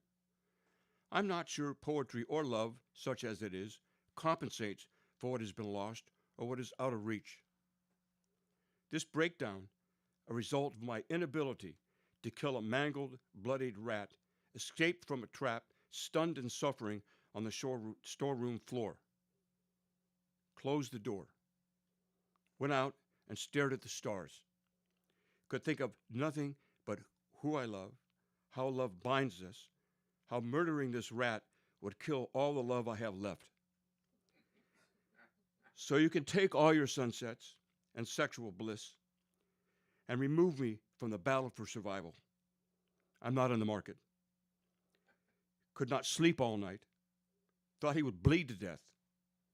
But in the morning he was gone. Okay. Okay. So we'll get to the. Okay, I'm going to read this. This is all right. So I had the opportunity, which doesn't come very often to probably anybody in the world, really. I had an interview with the Pacific Ocean, and I can't disclose when and where. And here it is. This was the response. This is to make clear that I am only a conduit. Destruction by surge or flowing foam is as blissfully dangerous as sunshine. My everyday life involves the giving and taking of lives. Yes, I swallow birds. Mourning is often electrically inconvenient and dangerous to so many. Whole species are spawned, regurgitated, or buried at random. Fishermen are lost routinely in their thousands. Waves are a risky business anytime, and I'm not in the habit of second-guessing or entertaining remorse. Contrary to popular mythology, the moon is not my master.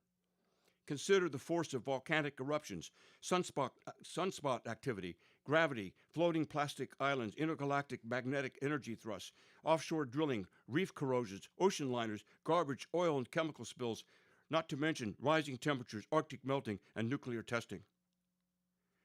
Though I am neither brainless nor without strategies, I exist without motive. I don't have a heart to deal with and don't know what feeling means, and don't have to accept or deny what is known as responsibility. But I am always the truth. There's no selection of targets, no intentional infliction of suffering.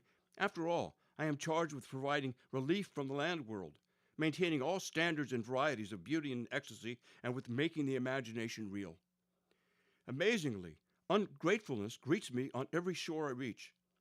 Though, yes, mixed with a wild intoxication, no matter how much is lost, wave upon wave, dawn after dawn, death after death. Okay. I'll just read a few more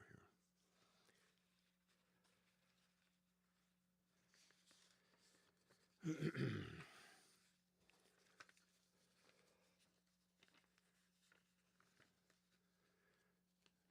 Okay, so this is not a poem about blood and slaughter. On the verge of crying or screaming, as the cypress trees turned crimson from the embers falling thousands of miles away, where under the rubble of bombs and missiles, children are dying slowly, children without names or nationality, WCNSF scrawled on their bodies. While the ministers of annihilation consider pausing for a few hours the bombing of hospitals to allow escape routes to nowhere, olive groves and orange trees smoldering, dogs feasting on dead bodies left to rot under the smoking sun, a goat bleeding. This is not a poem about blood and slaughter, not about burning leaves, not about orange trees or hungry dogs, nor about a goat abandoned in a field.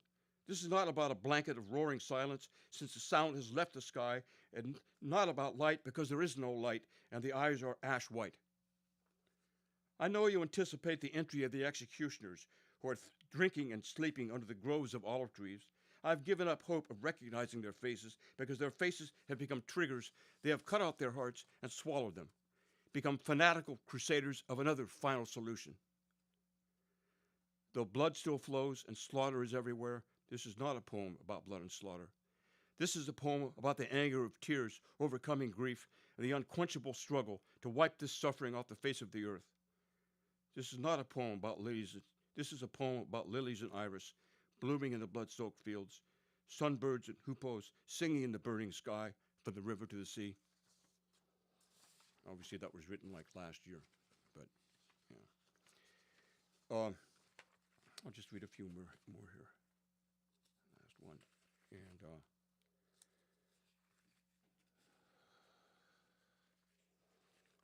so,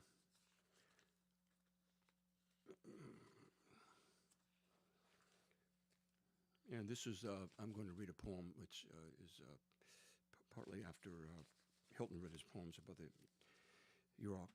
This is called Pregoniche, which is Yurok for condor. On May 3rd, 2022, 4 condors, nearly extinct for over 100 years after months of nurturing, were released by the Yurok Condor Restoration Program into Redwood National Park in Northern California. The condor, the largest bird in North America, is sacred to the Yurok tribe. The condors are soaring again. The condors are soaring again. High above shoreline and forest, waves and winds still and silent, all motion in the world halted. Wars, bloodshed, death suspended. As the giant birds roam beyond redwoods and coast, navigate through smoke, fire, and storm, and the poisoned sky, the shadows of their 9-foot wingspans flow across the contaminated earth, float past farmlands of famine and drought, rise over battle-scarred cities and shanty towns of the dispossessed, the birds hovering over so many living and dying in heat, storm, or flood. The condors are soaring again, flying over the White House, the Pentagon, Mount Rushmore, hallowed landmarks of death and destruction, seeping with the blood of slaves, Native Americans, and immigrants, the glorious birds casting dark clouds on the monuments of a decaying civilization of greed and oppression, the monuments dissolving into ashes and rubble. Taking aim in our hearts, forests, and oceans, healing our wounds, renewing our trust in nature and faith in humanity to rise up and transform the world. The condors are soaring again. And I'll just read a couple more. I'll read the last one. And, I have these two. I have 3 more. And I'm going to read, now I am going to read the compliment to the Petunia poem. But I don't have the book, so I can't do it. What do I do with it? Well, I guess I won't. It's okay. I'll read just a couple more.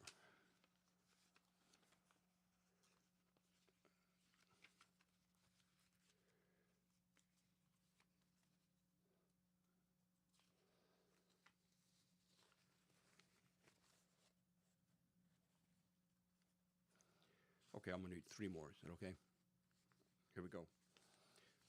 And they're sort of different kind of poems. This one's called The Engine of Light. And it's the title of the book over there, Engine of Light. The engine of light, careless and absolute, has no aim, no intention. For room, it rumbles, it sways, flutters through trees and gardens, wavers over birds and fountains, slithers underground into caves, filters to the floor of the ocean, flows over all things, flesh, hearts, devours fire, lightning, blizzard, flashes strands of silver shining through rain, pulses order and chaos in the stars, ignites storms on the horizon, fusing dark purple clouds in dawn gold gloam. The gnashing gears revving up, pistons pounding the sky, morning shadows falling on the wisteria in the garden, the gleam of blood on the petals, so dark, so perilous to touch. Yet the engine of light is everywhere. So poets have different sides, right? I mean, you got. Okay, 2 more. And this is a more recent poem called Spring Dirge, March 2025, the Mendocino Coast. Butterflies swoop and dive among pink blossoms on the plum tree outside my window. The rain has stopped. The leaves are wet. Below dark clouds, the sky is a pale slate, like I remember the dying eyes of loved ones I have lost in recent years in the tear-drenched month of March, watching the light in their eyes drain from ocean to mist. Not unlike the iridescent wet wings of the blue morpho I saw caught in a windstorm at twilight above the spectacular medieval ramparts on the Greek island of Rhodes, site of bloodshed and slaughter from antiquity to Roman, Byzantine to Ottoman, to the fascists of World War II. The same pale, glassy blueness of the eyes of murdered children from Gaza to Ukraine to the Mexican border the moment the blood goes cold. Or in the eyes of the zero-food children starving and dying in the vast garbage dumps of Mumbai, their eyes beyond color, to the families mourning, brothers and sisters, sons and daughters, their shrieks shattering the glass corridors in the great halls of injustice from New Delhi to Moscow, from Peking to Tel Aviv to Tehran, to the new fascists in Washington, D.C. Dropping cases of sodium-packed, dehydrated chili beans, expired bottled water, and hard bread is as consequential as a vote in the UN to censure the governments responsible for the 3 million children who die of hunger and malnutrition worldwide each year. Not to mention so many species of flora and fauna going extinct, entombed by the architects of imperial doom, east and west, whose systems of plunder, torn by disorder, are ripe for revolt. There's a picture in our National Geographic of young kids in a dump watching butterflies flitting among blossoms in a flowering fruit tree on a nearby hillside. Is it the same faint blur I see in the plum tree outside my window? The rain has stopped. The leaves are wet. Spring comes early to the Mendocino coast. Not soon enough to the children of Gaza, Ukraine, at the Mexican border, and in the garbage dumps of Mumbai, their blood-red eyes full of rage as they follow the motions of the butterflies, roaming from blossom to blossom, the roar of their wings, a battle cry heard all over the world.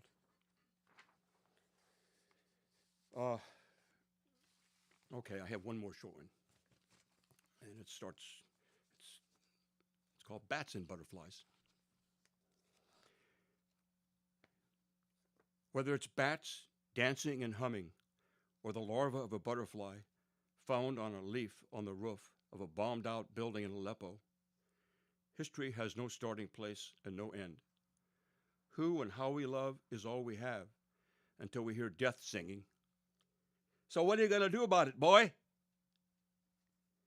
We ponder whether it's all for naught, the fine words, the nights of ecstasy and denial, the mornings of absolute belief in flesh and eyes. Accept anxiety as happiness, injustice as life? When I discovered that trees were just as alive as I was and just as provisional, everything else was under interrogation, fraught with jaundice, heresy, and betrayal.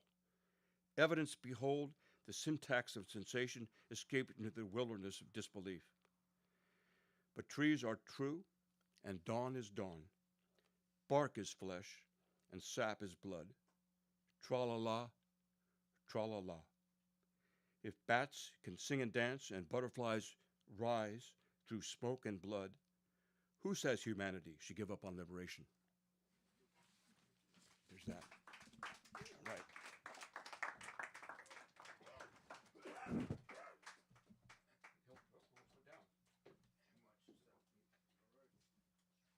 now we have both.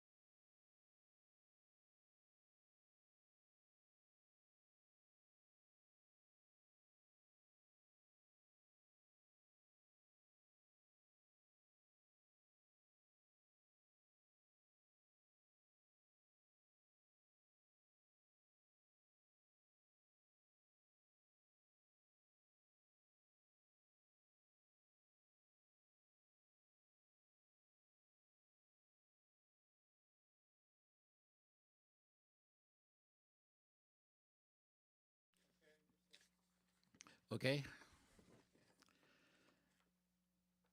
So what's happened in all these intervening years since 5 on the Western Edge? Well,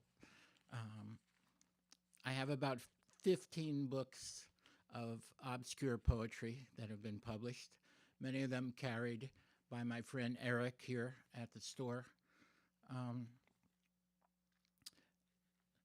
There's an English poet, Basil Bunting, that I often think of, and he said that on his tombstone he wanted written, obscure poet, not obviously dishonest. So in 3 days, we will mark the 5th anniversary of the most public murder of George Floyd. His death and the aftermath changed this country profoundly, as well as affected people in other countries all around the world. And I know that our president will ignore that day, May 25th. He won't honor it. He won't acknowledge it. But it's so important, I think, to us. And one of the books that I wrote is called The Killing of George Floyd, where I began to examine my own whiteness in the context of George Floyd's death. And the book is called The Killing of George Floyd, and these are 3 poems that are from that book.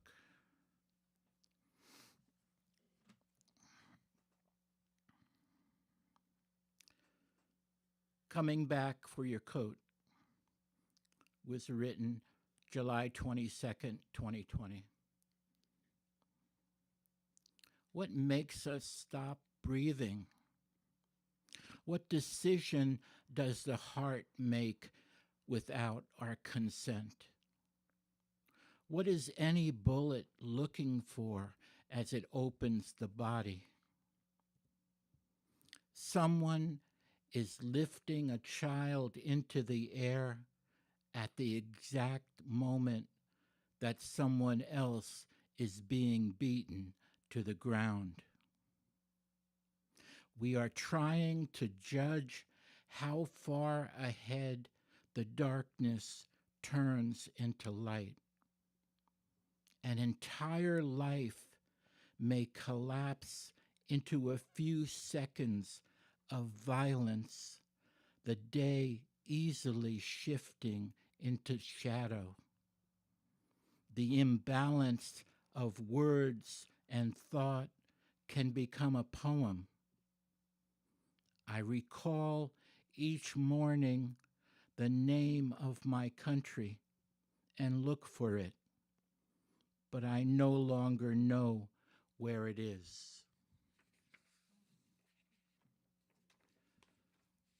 This poem is called Before Sleep, and it's just been published as a letterpress broadside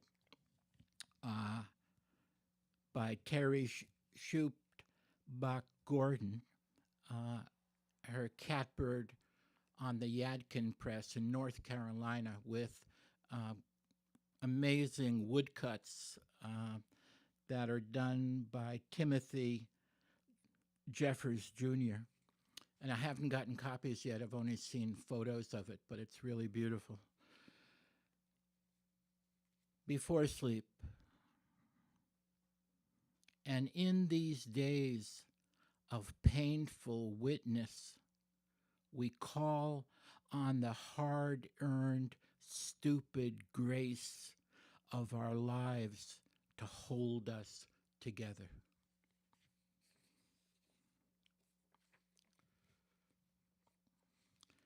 And this was written right when the verdict against Chauvin came down. It's called The Verdict. Let us determine this day and all that follows. Let us not forget the blood that continues to wash over and under us. Let us see this one day not as a fixed star, but as a settling sky of rough hope that has finally come to ground around us. And then Gaza. Gaza, which I feel like has so permeated our lives on a day-to-day basis that we are filled with it. We may or may not acknowledge that, but it is there. Just the fact of 15,000 children. That emotional weight is just so incredible. After the horrible attack by Hamas on October 7th in 2023, the next day reports began to filter through of what the Israeli response to that murderous attack was. And it was so awful. It so turned my body and my thought that I began to write a poem each day starting on October 8th. And I wrote more than 240 poems.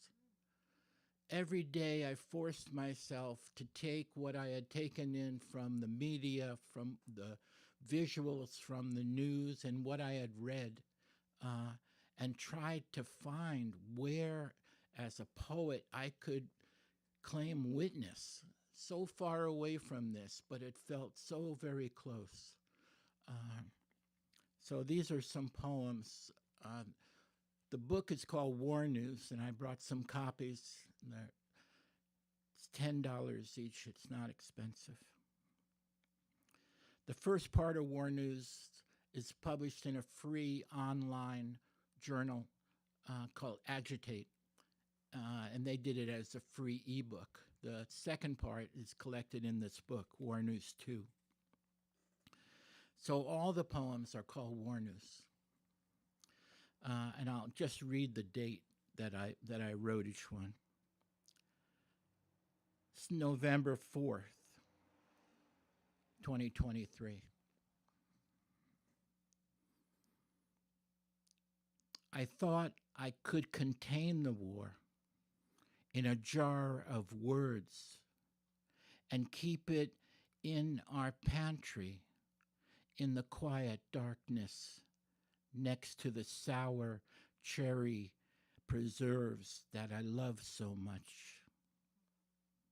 I thought to keep the war and its painful knowledge sealed in that jar, away from my family.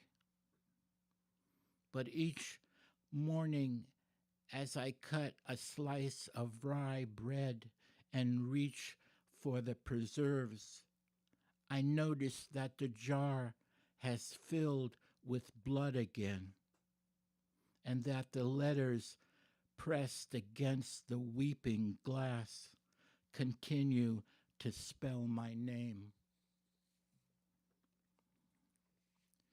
December 10th. I sit in our kitchen in the morning waiting for the early light to find me.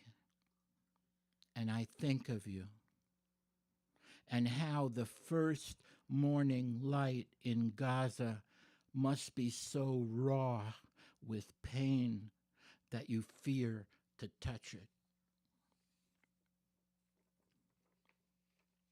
April 11th, 2024. There is a way to not die every other minute, but no one knows how to do that anymore. There is a way to pass a child on the sidewalk and not think of the children in Gaza, but I don't know how to do that anymore. We link arms on the page as an act of witness. We link arms in the street to remember that we are not alone.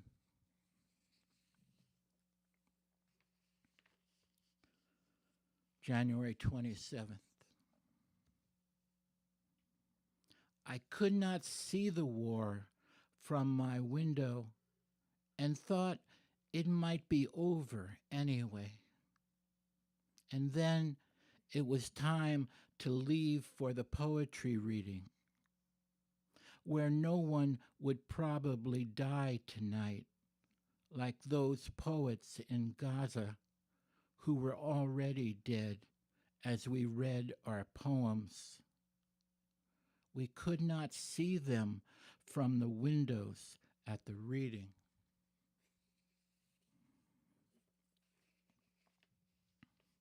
February 10th. To order over 1 million people to move out of your way, to replace all thought with fear, to consider all the Palestinians as already fallen leaves that must be swept to one side of this blood-soaked path, as you deny any suffering but your own.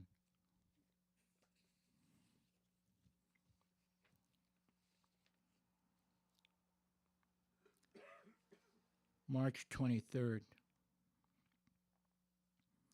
On one of those days, I saw the vision that I tried to sew onto the cloth of a poem. Worker bees held motionless in the air, heavy with the honey of peace.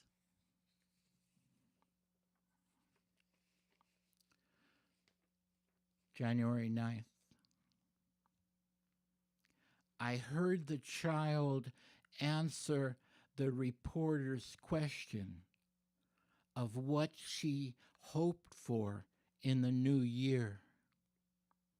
She answered through the interpreter that she hoped she would not die.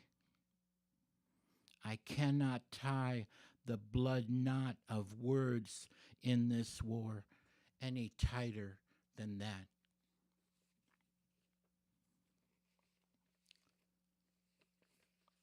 This is the last poem. May 17th. End every sentence with the word love. End every hour with the word hope. End every journey with the word farewell. And think of Gaza. Thank you.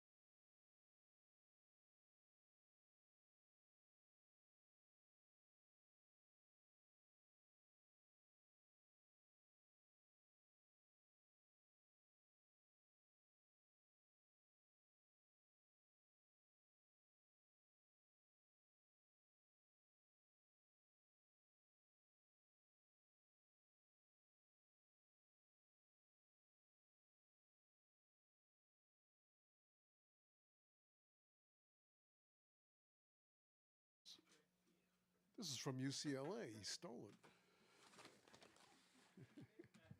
it. Okay, here we are. Oh, yeah. All right. I'm going to read, I think, three things, and we'll call it quits.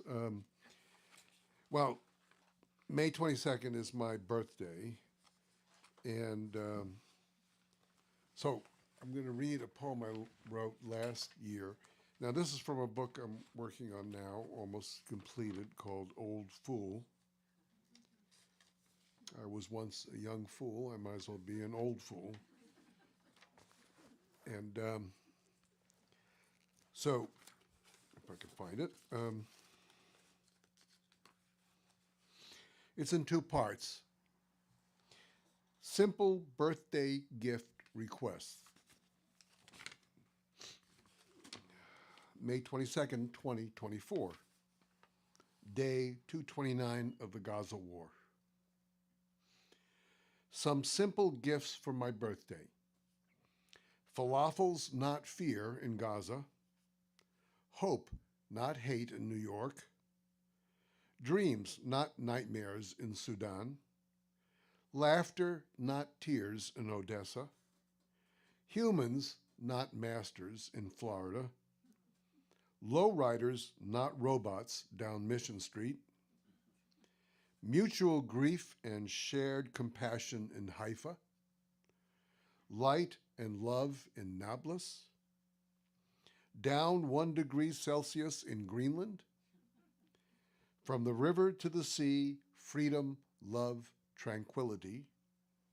From the mountain to the valley, waters flow and crops grow. Deep sleep, not COVID, in Palo Alto. Children everywhere, healthy and happy. That will keep me for another year. Dear friends, such simple gifts I pray you give to me. Actual birthday gifts. Bombs explode in Rafah. Heads shoot off. Waves of fire, rockets tearing through tents. Tents flying in the air along with body parts. Bibi says, something unfortunately went tragically wrong. Trump is Netanyahu's candidate, and he's invited to a joint Congress to give a campaign speech for Trump. Biden and Bibi are maneuvering around each other, trying to corner the other. Bibi will drag out the war if he could until Trump comes back to office, at which time Bibi will get the green light to do as he pleases, not even any pretense of a red line. Something went tragically wrong. The slogan waves like a flag over the dome of Congress. Holding a rave dance party next to an outdoor prison camp is also tragically wrong. The Balfour Declaration, in which one country gave away another country that did not rightfully belong to it, giving the country to yet another people who hadn't really even arrived yet, while none of the non-Jewish inhabitants would be harmed, also went tragically wrong. The British Empire went tragically wrong. The American Empire, now tangling with its wayward, headstrong protege, went tragically wrong. What will all of this be like months from now? How will the grinding assault on Gaza come to an end? Will it? I'm old, so I can wait, but not too long.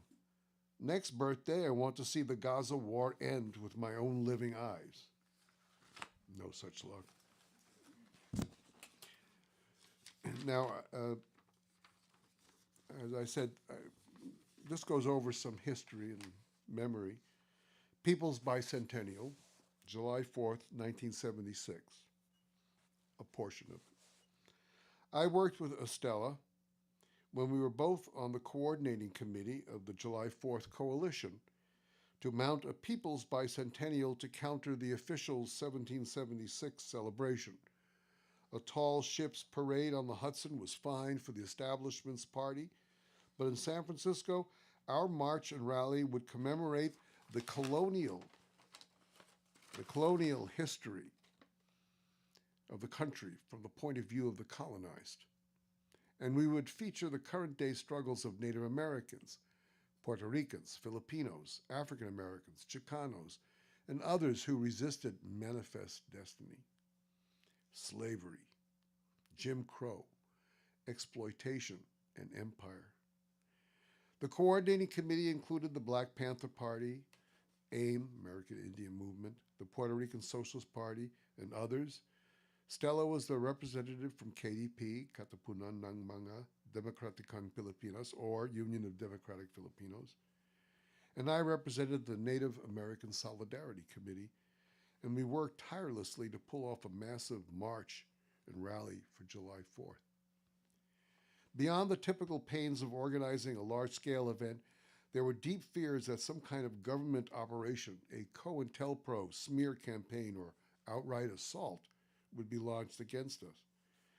The FBI was particularly obsessed with AIM, fearful that an Indian uprising of some sort would disturb official birthday festivities. As if they were locked into an old Western and they were the 7th Cavalry. A journalist revealed that FBI agents were on the lookout for armed Lakota dog soldiers, hiding in long silver milk trucks, roaming the country in search of ways to disrupt the patriotic commemorations. Once the event was located, the dog soldiers would jump out of the milk trucks in a military-style assault. It was only 3 years after the FBI's siege of AIM at Wounded Knee, so the FBI had its reasons for such deep paranoia. 2 FBI agents had been killed in June in a shootout on Pine Ridge Reservation, and the G-men were thirsty for revenge. Even though it was hard to take the dog soldiers and milk trucks conspiracy seriously, it was clear that the FBI was bearing down on the July 4th coalition. A few days before our event, Michael Krause, an anti-imperialist and gay rights activist, was run over on Dolores Street while riding his bike.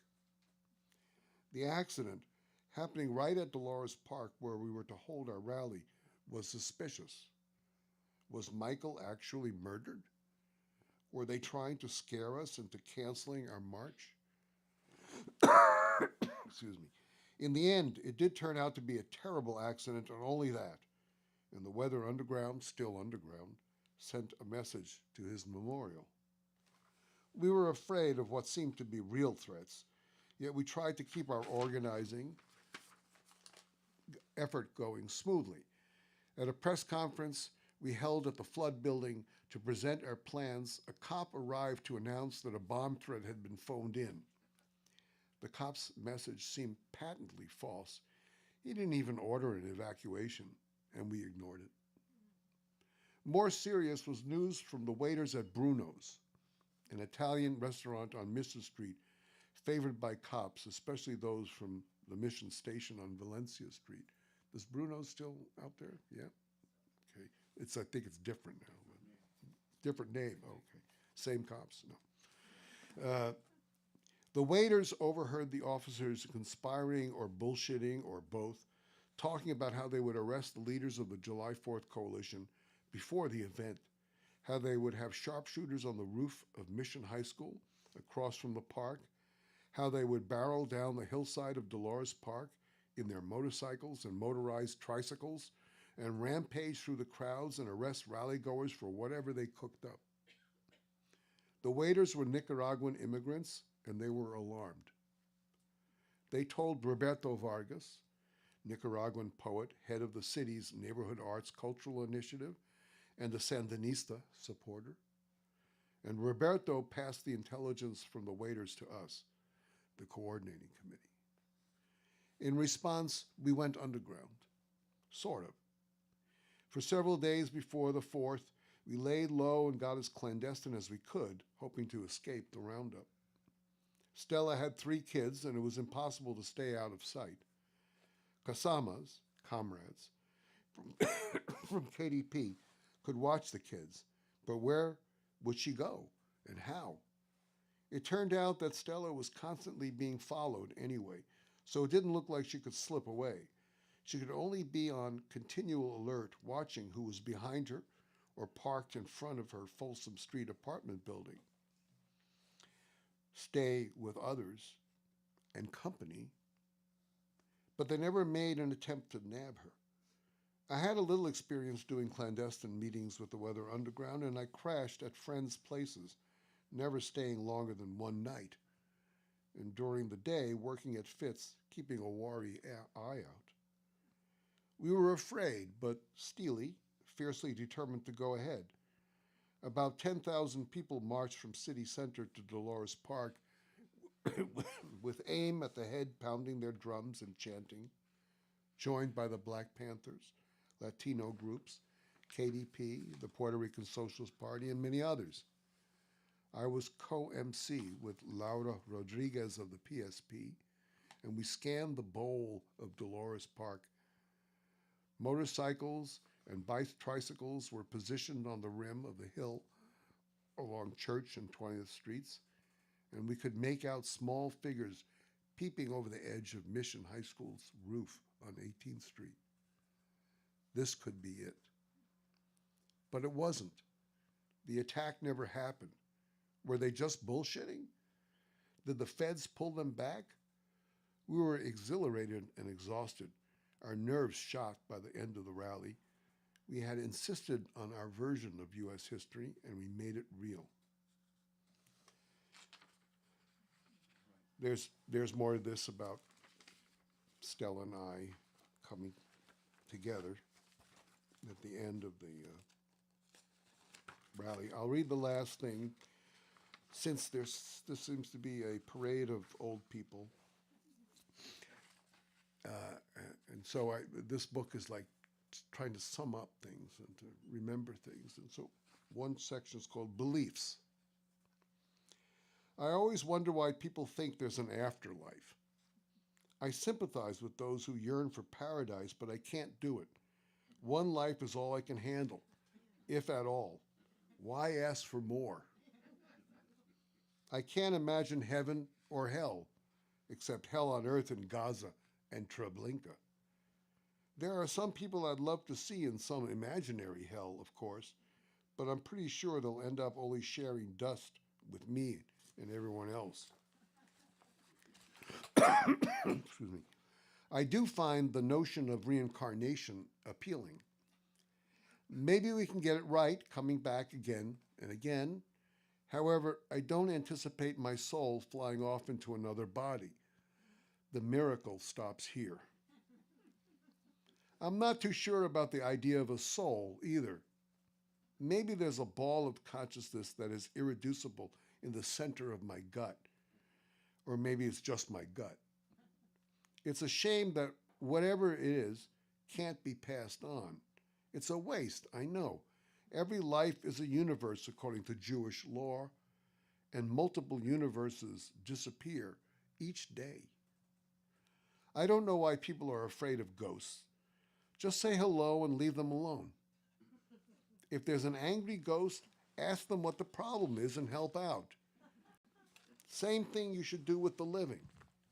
However, if they're vicious and mean like the living, run like hell. I do believe in original sin, just not the biblical kind. Just the fact that I'm a human means I'm capable of doing horrible things, and it's a fight not to. I do believe in evil, or maybe evil believes in me. When people want to kill and maim, even get pleasure from it, that's evil. When they are deluded into thinking that it's fine, even necessary, to kill other people, that's evil. When you allow people to starve when you can feed them, that's evil. It's so hard to believe that so many Jews have become the beasts, as my father called the Nazis. No people chosen to be priestly, just miserable oppressors with a grand excuse. We suffered, and now you will too. I don't believe in God, and God is perfectly happy with that. I don't believe there's an end or goal of history.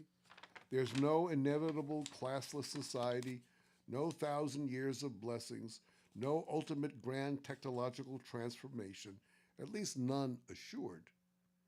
There's an end for certain when we destroy ourselves or when the planet gets sucked into our dying sun millions of years hence. And even that isn't a goal, just something that will happen. I don't believe in AI, although that doesn't matter. It will grab my brain no matter what. Maybe AI heralds the next stage of human evolution. The machines can gather all of our knowledge and experience and become a better us. And maybe we can continue on as machines that can survive the extreme heat and radiation and floods we have caused. Somehow, I think that's wishful thinking. I believe in wishes. I can't believe so many of my friends are dead, and the list keeps growing. I dreamt last night that I was walking with Paul Auster along the railroad tracks behind my house. He had a small boy with him who may have been my grandson, Eli, although I couldn't see his face. I can't believe that you're dying, I said. What am I going to do? What about the big project we were working on together? He said, I'm at peace. You'll figure it out. I woke up saddened again over my friend's death. But in the dream, Paul may have stood in for me, and I was the one dying. I'd better finish this big project soon before it's too late. All right, thank you. I have some books of mine over there. $10 for any of them for the bookstore. I'm not collecting anything for them. It's a donation, if you would like it, if I haven't driven you away. Thank you all, and thanks to the five.